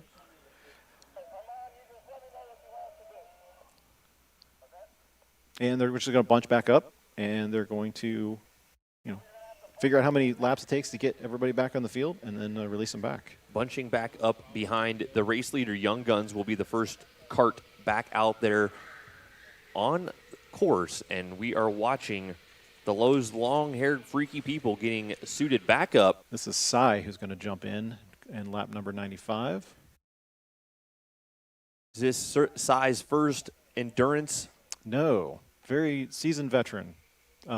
Everybody on that team very seasoned in our endurance series, which we run once a month. Those are 30-minute races. Sai and Jonathan, good friends, and Katie and PJ, father-daughter. Can you talk us a little bit about that pace kart that we have? It's something special. Yeah, it's our double kart. It allows us to provide races to those who aren't tall enough. So if you got a junior who is not quite 48 inches tall yet, they can ride with an adult. Oh, man, we've gotten so much use out of that car. It has been one of the best investments we've ever made here because we just kept turning away drivers who weren't tall enough, but they wanted to be with mom and dad or they wanted to ride with family, and that car has been the perfect solution for that. Plus, it's really cool because it's really fast. So what's the performance difference between that and the kart behind it? On a technical level, it's not anything different, but we've turned it up so that we can provide exhilarating rides to those who want it. So the rule is that we talked about the sub 41-second lap time before. If you're a pro-level driver here, you are allowed to drive another adult. Doesn't have to be a kid. And we'll put you up on speed 4 as long as you can handle the car, and it makes it for a really fun drive. A really fun race. Cool. So Jenson Janda, who was at the K1 National Championships here a few months ago, is going to lead the field back to green as pace car rolls off. Jenson Janda has been racing here at K1 Speed in Canton for over 2 years. In 2024, like you mentioned, he placed second in the Team GP League at K1 Speed here in Canton. And he's doing very well in the GP League this year as well. He's battling with his teammate, actually, Gavin. Those guys can frequently qualify within, 600ths of a second of each other. We see that pretty regularly here.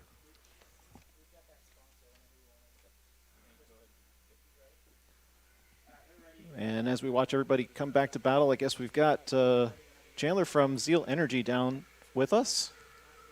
Okay, not yet. Almost. All right, we'll switch the camera over so we can see on-track action. So great to have Jenson out here racing with us, Jenson Janda. Oh, there was a little bit of a pile up there. K1 Dad's involved down there. That's what happens when you bundle up the field like that after a yellow flag. That's why it makes it so exciting to go back to green, as now you've got K1 Columbus battling out there with, looks like blue screen racing. That was the dark blue, or it could have been Project Dream. I can't tell the purple there.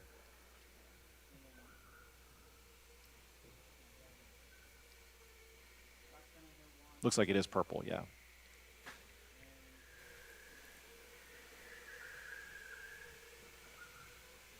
So first pace kart deployment successful, a little over an hour into the race.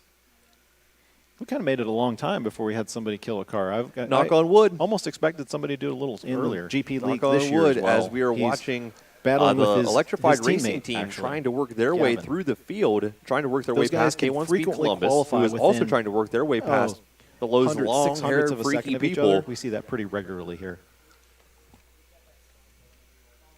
LHFP a couple of laps off the mark after having that And as we mishap. watch everybody come back to battle, I just a guess few we've moments got, ago that brought out the Chandler caution from flag. Zeal So Energy Katie's got to be down kicking with herself for us. letting it get Okay, that not far yet. away from Almost. her, as she knows All right, better. we'll switch the camera over so we can see on-track All right, action. go ahead and throw it down to. It's great to have Jenson out Oh, here Chandler. racing with us. Jenson Janda.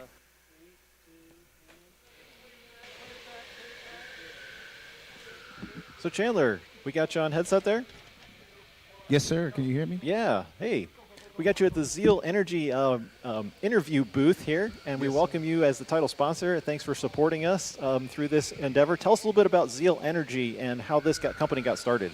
Okay, so yeah, I got Zeal Energy Drink started in 2015, just kind of out of nowhere. I knew I wanted to go into the beverage industry. I've always had a passion for just starting different things, and I went into the energy drink industry. It took me a few years to get going, but as of 2022, we officially hit retail.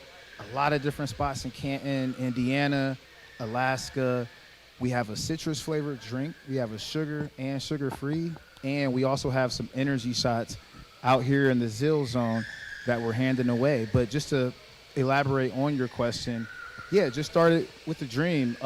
It took me some time to learn the industry, but I figured out where my market was, and ever since then, everything's been going good. People love the taste. I've been getting some good reviews back for it, and I'm having fun watching these guys just go around these laps, man. It's definitely been a dope experience. It's a good mix for us being adrenaline junkies here at K1 Speed. When we sell it here at the counter, which we are a retailer for it, a lot of people ask us, or we tell them, I guess, that it's a Canton-based company. They're very surprised. It's a pretty big hurdle to enter the energy drink market from the ground up, isn't it? Yeah, absolutely, especially when you're going up against, the Red Bulls, the Monsters, the Rock Stars. But surprisingly, we've had really good feedback no matter where we've been selling at. We've been selling them really fast. People love the taste. Definitely an industry that has its hurdles, but you got your college students, you got your racers, you have your truck drivers. So I absolutely appreciate you guys, as always, for selling it here. This is the perfect place for it. People sometimes come here just to get it. And we also have a new website that you can actually go on there now. It's called Drink Zeal Now. And we have a landing page right now. We were doing some reconstruction on our page. And on Instagram, you can find us at Zeal_energy. Just to follow us on there. Facebook is Zeal Energy Drink. And soon we'll have an updated list of like all the places that we're at right now. We just recently got some distribution, so things are going good right now. That's awesome to hear. And you talked about feedback. We hear the exact same thing. So whenever I tell somebody about it at the counter, we're like, yeah, just give us a try. You're supporting a local Canton-based company. They give a sip of it. They come back. I have not had any negative feedback on it whatsoever. It's a very tasty drink. Thank you. Yeah, we just actually gave out some samples over in the Zeal zone. Some people that had never tried it before. And I got somebody actually bringing some more in now. We thought we had brought enough, and we did, but we're going to go grab some more because we'll be here all night from 6 to 12. The Twilight Endurance Race, man, it's definitely been a pleasure being here. But, yeah, some of the people that we did give samples to, they definitely enjoyed it. And this is the first time, actually, that we're handing out the energy shots that we have, which is a berry flavor. Yeah. We haven't officially dropped them yet, but we got some over here at the Zeal Zone. So if you are listening to this live stream, get the K1 Speed right now so you can see these guys take off and, try the new energy shots and some Zeal if you haven't. Spectacular. It's a good problem to have going back to the warehouse and getting more. Definitely. Well, again, we appreciate your involvement in the sport. Thanks for supporting us. We can't say enough good things about the product. In fact, I was going to say, too, we have the sugar-free up here, too. That's my favorite flavor. I don't think it doesn't taste like a sugar-free product. Yeah, definitely. And a lot of people say that. They're surprised. Usually when people have sugar-free anything, they're always like, Oh, especially a Red Bull. Yeah, especially a Red Bull. People are like, I don't like it. But surprisingly, we've been selling more sugar-free than sugar. So it's been a blessing to be able to, to have a drink where no matter whether you get the sugar or the sugar-free, the taste is not compromised. And, as much as you guys appreciate the drink, I appreciate you guys as well, too. We got the outside track out there, and just watching these guys go, man, is just so cool. So I appreciate being here. Well, thanks so much. We hope you sell lots of product, and we hope people come to K1 to buy some Zeal. Thanks for your time, and maybe we'll check in with you a little bit later if you're Yes, still sir. here. I'll be here all night, man. I'll talk to you guys soon. All Thank right. you for having me. Thank you. Thanks, Bye-bye. Chandler. And we are back on board with Harrison Albright with Electrified Racing sitting there in the number 5 spot. He is hanging on, isn't he?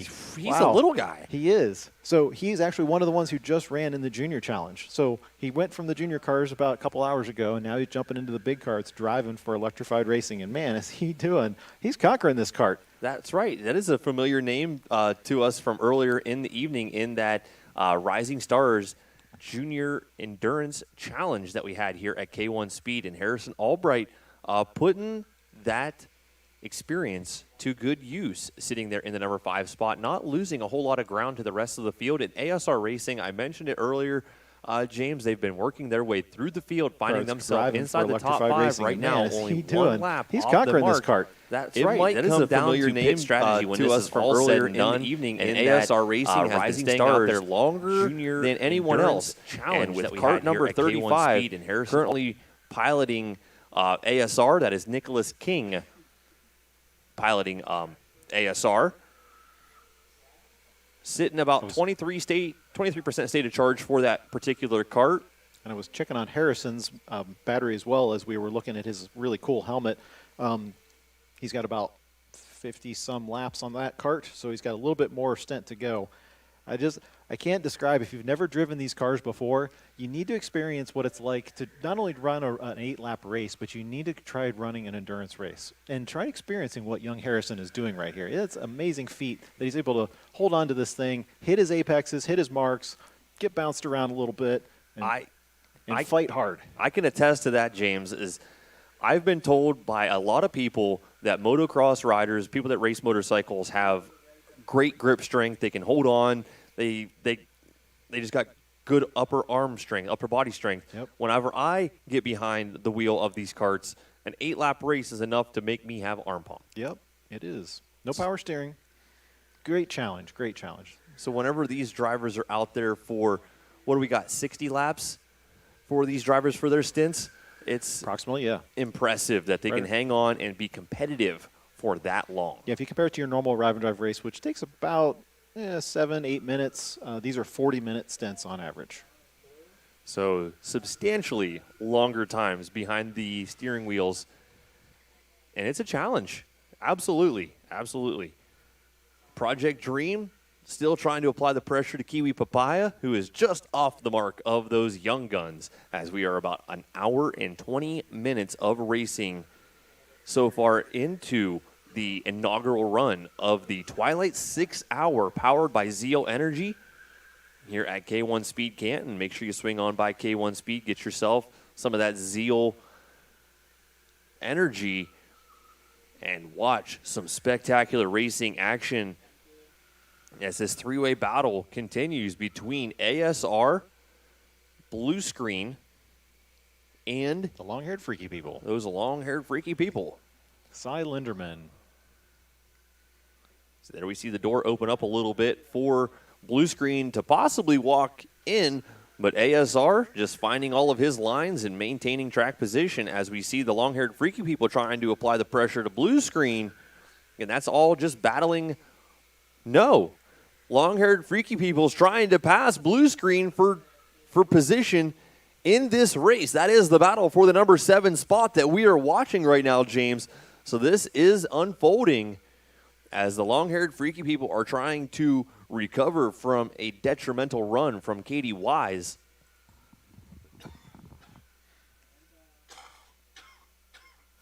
Yeah, the detrimental effects of getting the battery died on track, that's what set them back quite a ways. But that's a tough break for Katy to have to put her team in. Tough position for her to have to put her team in. But Cy is really battling back, so we'll see if he can make up any ground. Is this the battle between the blue teams? Blue Screen Racing holding off Chesron Chevrolet.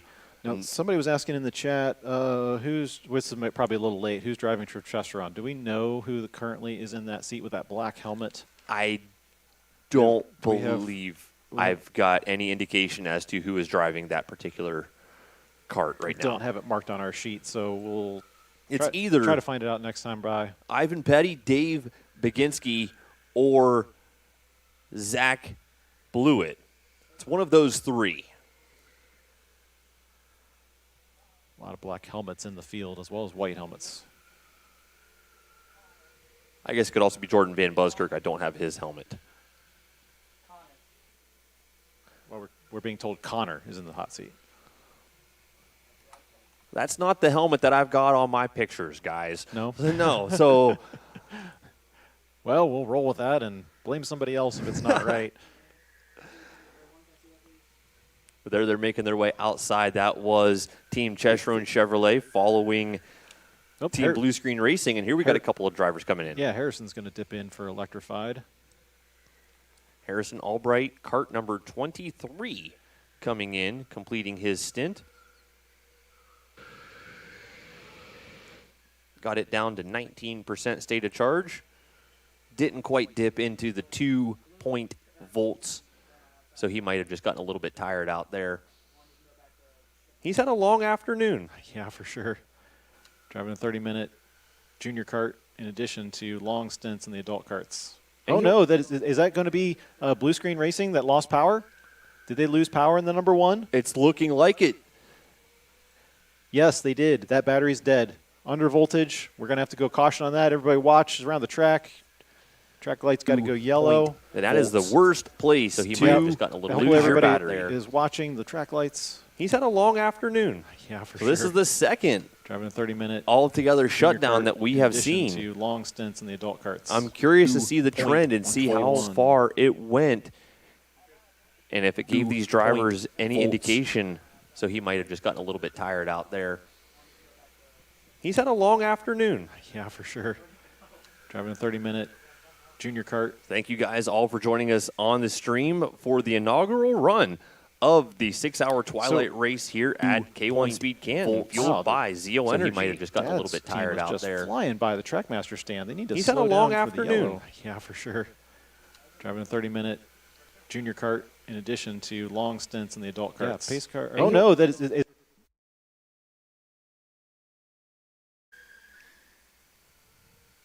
all right, they'll get the field slowed up here. Getting things all ironed out as we have our pace kart officially out in front of those young guns as those Blue Screen Racing team is making their way back to the pits, getting help from one of our junior karts being the tow rig for tonight's event.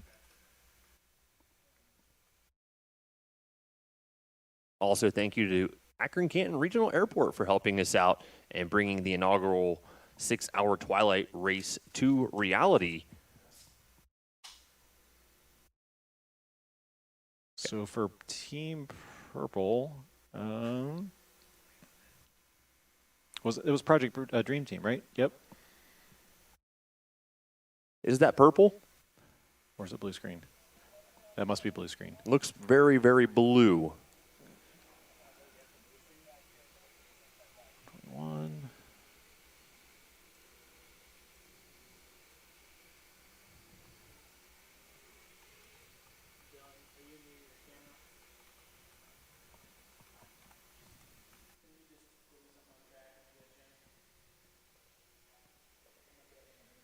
So we are under yellows here tonight for the inaugural 6-hour Twilight race as we have our pace kart out there for the second time of the evening. We've got Team Young Guns just behind them. They are your current race leaders for tonight's event over Team Kiwi Papaya, Project Dream Racing. And even with that mishap, Blue Screen Racing is still showing inside the top 5, but they're going to get shuffled back in a hurry as the lead group is coming by, and there were about 3 or 4 other teams on the same lap as Blue Screen.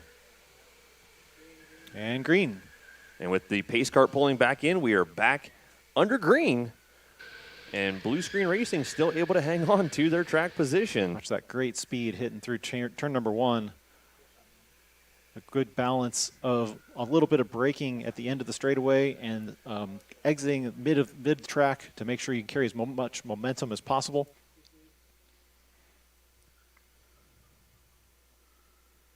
Looks like our long-haired freaky people getting a little bit slow to get up to full speed as they're getting some pressure now from K1 Speed Columbus at the tail end of the field. But back on board with the K1 Speed Dads and Blue Screen Racing. Down the start straightaway they go. Blue Screen Racing with the inside line will complete that pass. That is just a position for track position, or pass for track position, excuse me. Yeah, we got Mitch in the number 19 now, and it looks like that last stint was about 63 laps for them. So they definitely, they pushed it. I mean, they were inside the window, but they pushed it. So this is Mitch's second stint out there for Team Blue Screen Racing, I believe. I know we've had Zach and Ken. I don't know if we've had Mitch yet. This might be Mitch's first. You're correct. I got the cheat sheet over here, so. Getting him mixed up with Zach, my mistake. It is a three-man team, though. We'll probably see Zach back out next. Zach's going to be able, or I'm sorry, Mitch is going to be able to check out from the field as you got the dads. Looks like Harbaugh in the driver's seat right now for the green team. As you got three other drivers bearing down on him.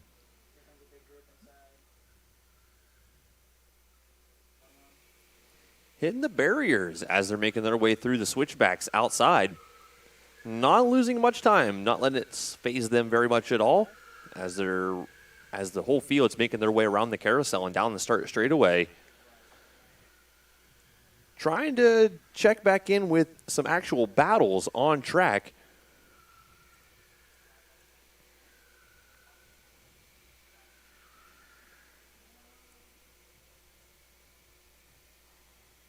Making their way outside. We have a Connor for electrified right there, I believe. No, I don't think. I think they gave me the wrong name for Connor of electrified. I do not have a Connor for electrified racing. No, I think they're on the wrong name. So, anyway. That's Adam Albright. That's the dad of all the Albrights. Adam was, he came in for the pits here shortly. I don't think that's Adam. Mark Davis? It's not one of the kids.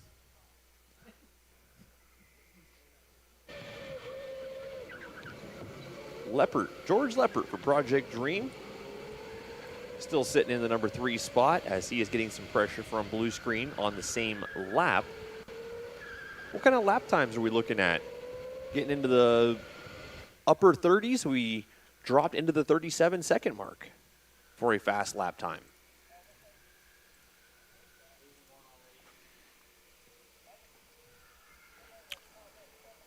Yeah, last lap, Young Guns sitting in the 38s as they've been pretty much all night tonight. The rest of the field kind of slowing down into the mid and upper 39s. Not where we've seen qualifying earlier in the evening.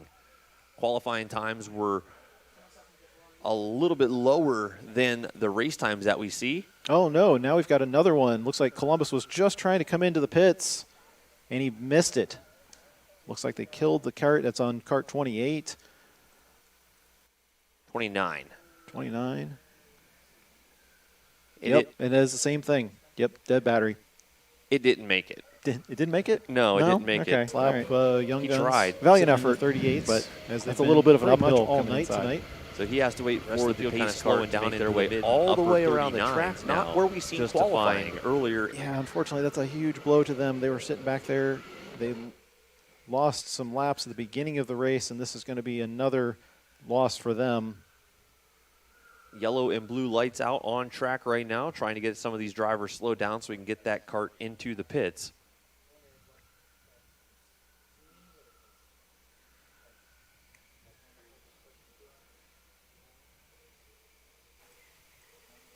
There we have our pace kart making their way out on track right now. So we've had a couple of instances where the karts got away from the teams, so to speak, and they have expired while on track or nearly making their way into the pits, as we have just seen Team K1 Speed Columbus not quite make their way all the way in. And the yellow flag and the yellow lights continue to be flashing out there on track. as they're getting bottlenecked back up behind the pace kart, as giving you a lap count as they currently run. First and second on the track are first and second in the leaderboard, with Young Guns Racing over Team Kiwi Papaya, with Project Dream Racing showing in the number 3 spot, also with 133 laps completed, same as Team Kiwi Papaya. Blue Screen Racing, Cheshrone Racing, and ASR Racing, as well as the long-haired Freaky People, all showing with 132 laps completed, and that is a very good recovery for the Brown team, Team LHFP, after finding themselves at a standstill just after the finish line, had to find their way all the way back to the pit lane to recover to be on the same lap as a top 5 team. Pretty good for the Lowe's long-haired Freaky People. K1 Dads and Electrified Racing sitting at 130 laps in 8th and 9th, and K-Wood Speed Columbus rounding out the field. Here's the cool thing about the way this is going to line up, though, is you got Grant, who was your faster driver on Kiwi Papaya, is now going to be on the tail of Anthony Narofsky. So that's going to be an interesting battle to watch, because you got 2 drivers who can consistently hit the 38s, and we'll see what they can do. Now, he's going to be a lap down, but if there's any chance that he can get by him, another caution, back on the lead lap. And they are wondering about their state of charge on their karts. They're pretty even, I would have to think. I'm pretty sure Grant just pitted because he's marked here 134. Yep, Grant's pretty much fresh, so he just hopped in. So did Anthony. So both of these guys are going to be in for full stints. Be a great race to watch, as they both have pretty clear real estate, so to speak, up at the front of the field, as everybody's bottlenecked back up together. Should expect to see our pace kart come into the pits on this next lap and get racing action back underway, as we have an hour and 35 minutes of racing action completed for the inaugural 6-hour twilight race powered by Zeal Energy here at K1 Speed Canton. So we have a little bit of a extra for you. I'm going to try to call up Mr. Arin Puckett here, because he has a Cardo on his helmet. And one of the cool things a Cardo allows you to do is drive and answer hands-free. So give me 1 second here. It'll take more than a second, sorry. We'll let him go back to green. Arin Puckett out there for Team ASR Racing.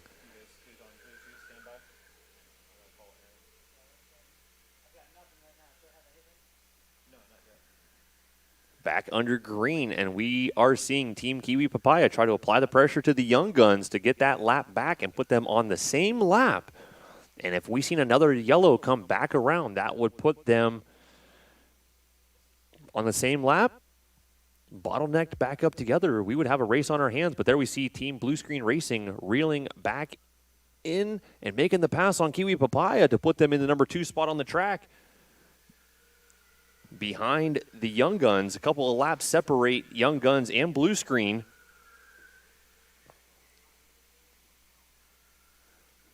Arin Puckett seems to be a little bit too busy. His hands are kind of full right now, James. I don't know why. He is got the long-haired Freaky People breathing down his neck, trying to find their way inside the top 5. On board with Arin Puckett. We'll see if he reaches up and touches the left-hand side of his helmet there, which is where his Cardo is.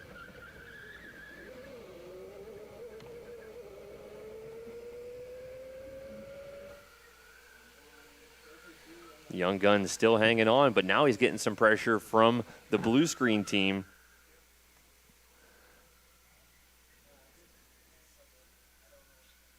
It's Mitch Shannon, fast driver for the Blue Screen team, putting the pressure on Young Guns, waiting for him to crack. And that would put Blue Screen back on the same lap count as Kiwi Papaya and Project Dream, and he has done it. Pressure has been applied and making the pass. Now we're on board with George Leppert with Project Dream, a little bit deeper in the field. just behind those long-haired freaky people. And long-haired freaky people rebounding and trying to pull back by Electrified Racing.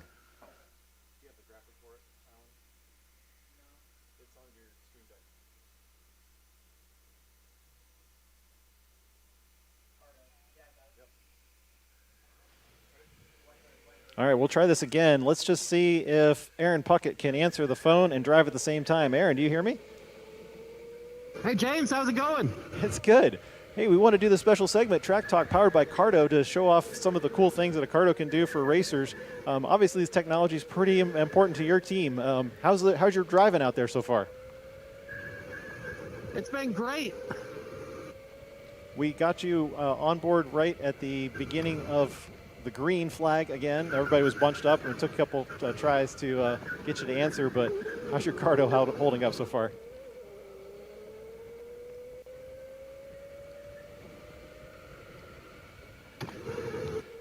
Sorry, can you repeat that? We're just wondering how your Cardo is holding up with your team so you can communicate with them. Yeah, sorry, I had to roll the volume on my Freecom. It's a super easy volume adjustment. I just had it the wrong way. Oh, okay. Well, that makes more sense. Just proving how easy it is to use. You guys are holding in there so far in 6th position. Last time your goal with the 12 hours was to not finish last. I remember you guys talking about that. Are you guys pretty happy with your performance so far? Yeah, we are doing incredibly better than we were in the 12. We're shooting for a podium. I think we're in a great position to do that. We've got some key changes to our team, most notably is Michael Odell, who's running race strategy for us. He is keeping us in the sweet spot. I would definitely have to agree to that, as you guys are right there playing very good race strategy. Yeah, we know we're not the fastest on track, but we're trying to be efficient and we're trying to be smart.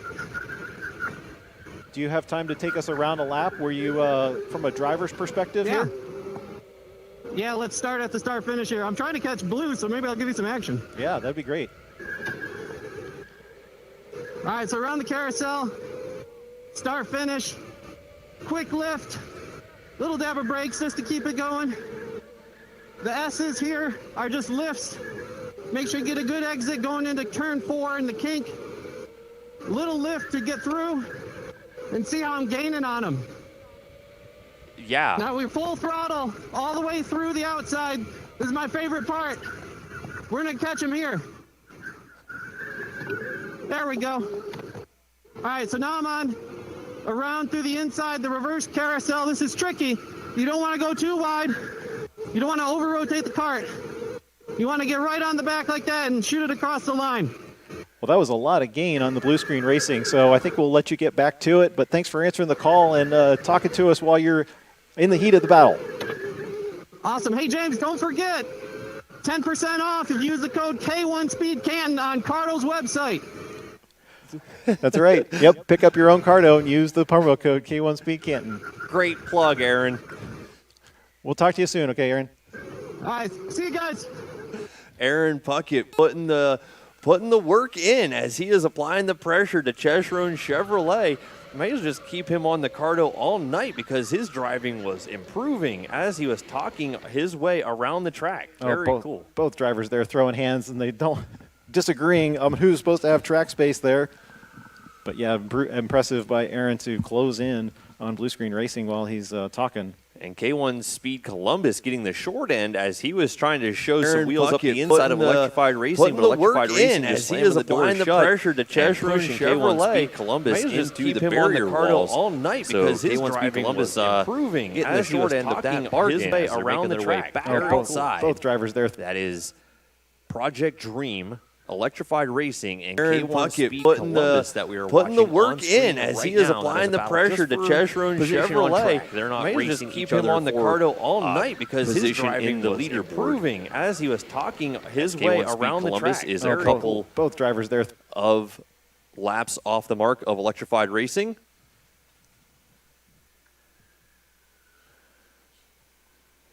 And Derek Schoen trying to show him the fast way around the race course here at K1 Speed Canton.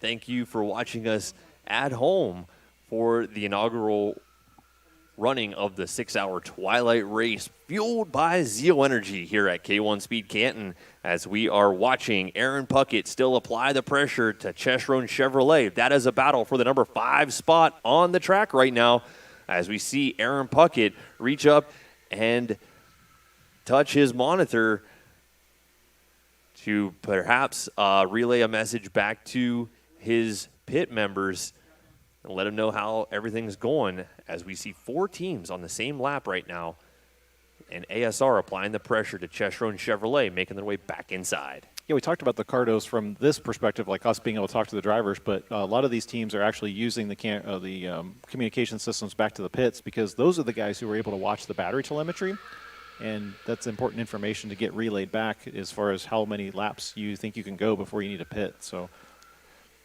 there, Arin Puckett going up the outside through the kink, making the pass successfully. There we see Chesron Chevrolet opening the door up for Arin Puckett to just slip right by, and Chesron was able to file right back in without losing too much speed and keeping the battle continuing. Because those are the guys who are able to watch the battery telemetry. Indoors they go. ASR Racing going to be moving up inside the top 5. How many laps you think you can go before you need a pit. One thing we haven't mentioned on the live stream yet is Arin Puckett going up the outside through the kink, making the pass. And we learned at the 12 hours that Arin actually had a little bit better lap times on the reverse track, and he's really looking forward to the second half of the race where he might be able to improve a little bit of his lap times. So this is totally playing out in ASR Racing's favor for tonight's event, as they have worked their way past Chesron, finding themselves inside the top 5. They're on the same, essentially the same lap count as the top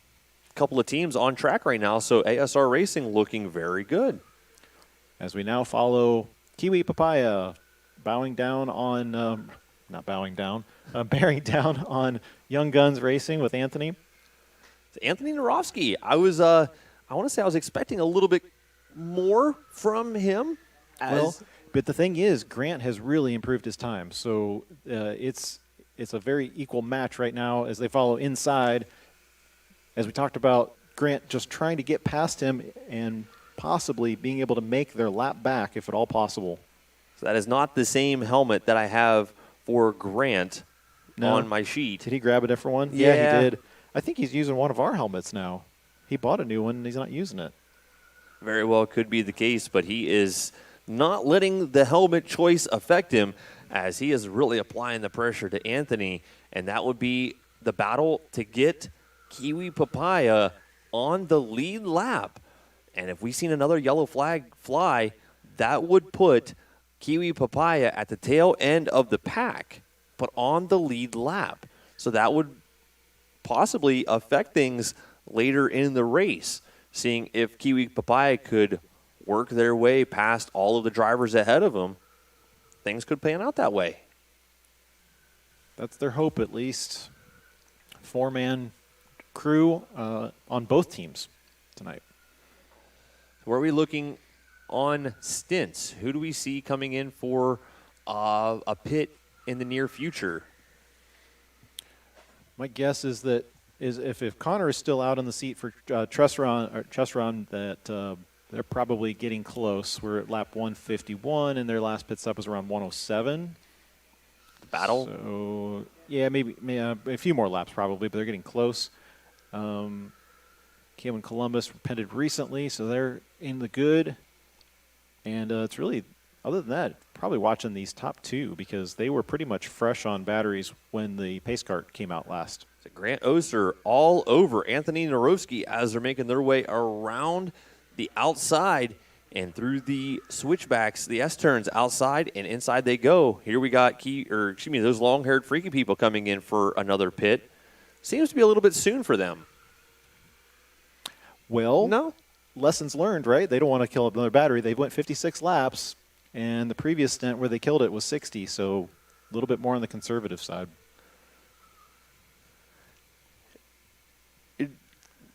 It's all strategy. Yep. You don't want it to bite you in the end. So Anthony checking over his shoulder as Grant continues. Really applying the pressure. Grant Oser for Team Kiwi Papaya. Now, we followed Grant before because he's running our endurance series, and we gave him a little bit of flack before because we're like, Grant, you need to work on your racecraft. Like, you can run really fast lap time, but you need to work on how to race with people.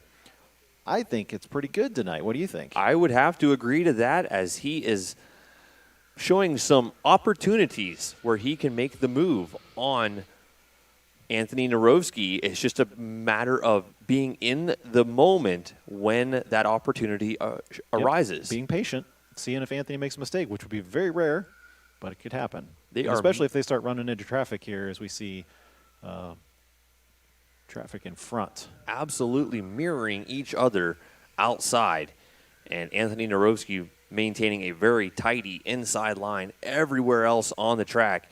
It is that final exit of the S-turns where Grant is able to show Anthony a wheel. Everywhere else he has to file right back in behind him. But we are coming into the section of the racetrack where I feel that we're going to see Grant make the move if and when he does. Not in this turn. Yeah, Anthony's really good at defending here. Right here, yep. I see Grant going up the inside of Anthony in that particular turn. A little bit, but Anthony knows exactly where to place that car so that Grant doesn't have a full car width on him. Anthony's played that track so many times in GP series and the endurance and everything else, and he knows not to leave that door open.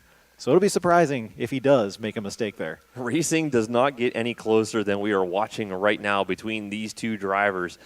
And I hate to ask you to do something else, James, but these two drivers are putting on a show for us. I wonder what their lap times are, as they are blistering their way around the race course, pulling away all together from Project Dream and Blue Screen Racing. Look at how even they are, 38.6. Of course, they're running together, but 38.6 is... Everybody else, in the high 38s, 39s, except for Blue Screen Racing, who is a tenth faster than them.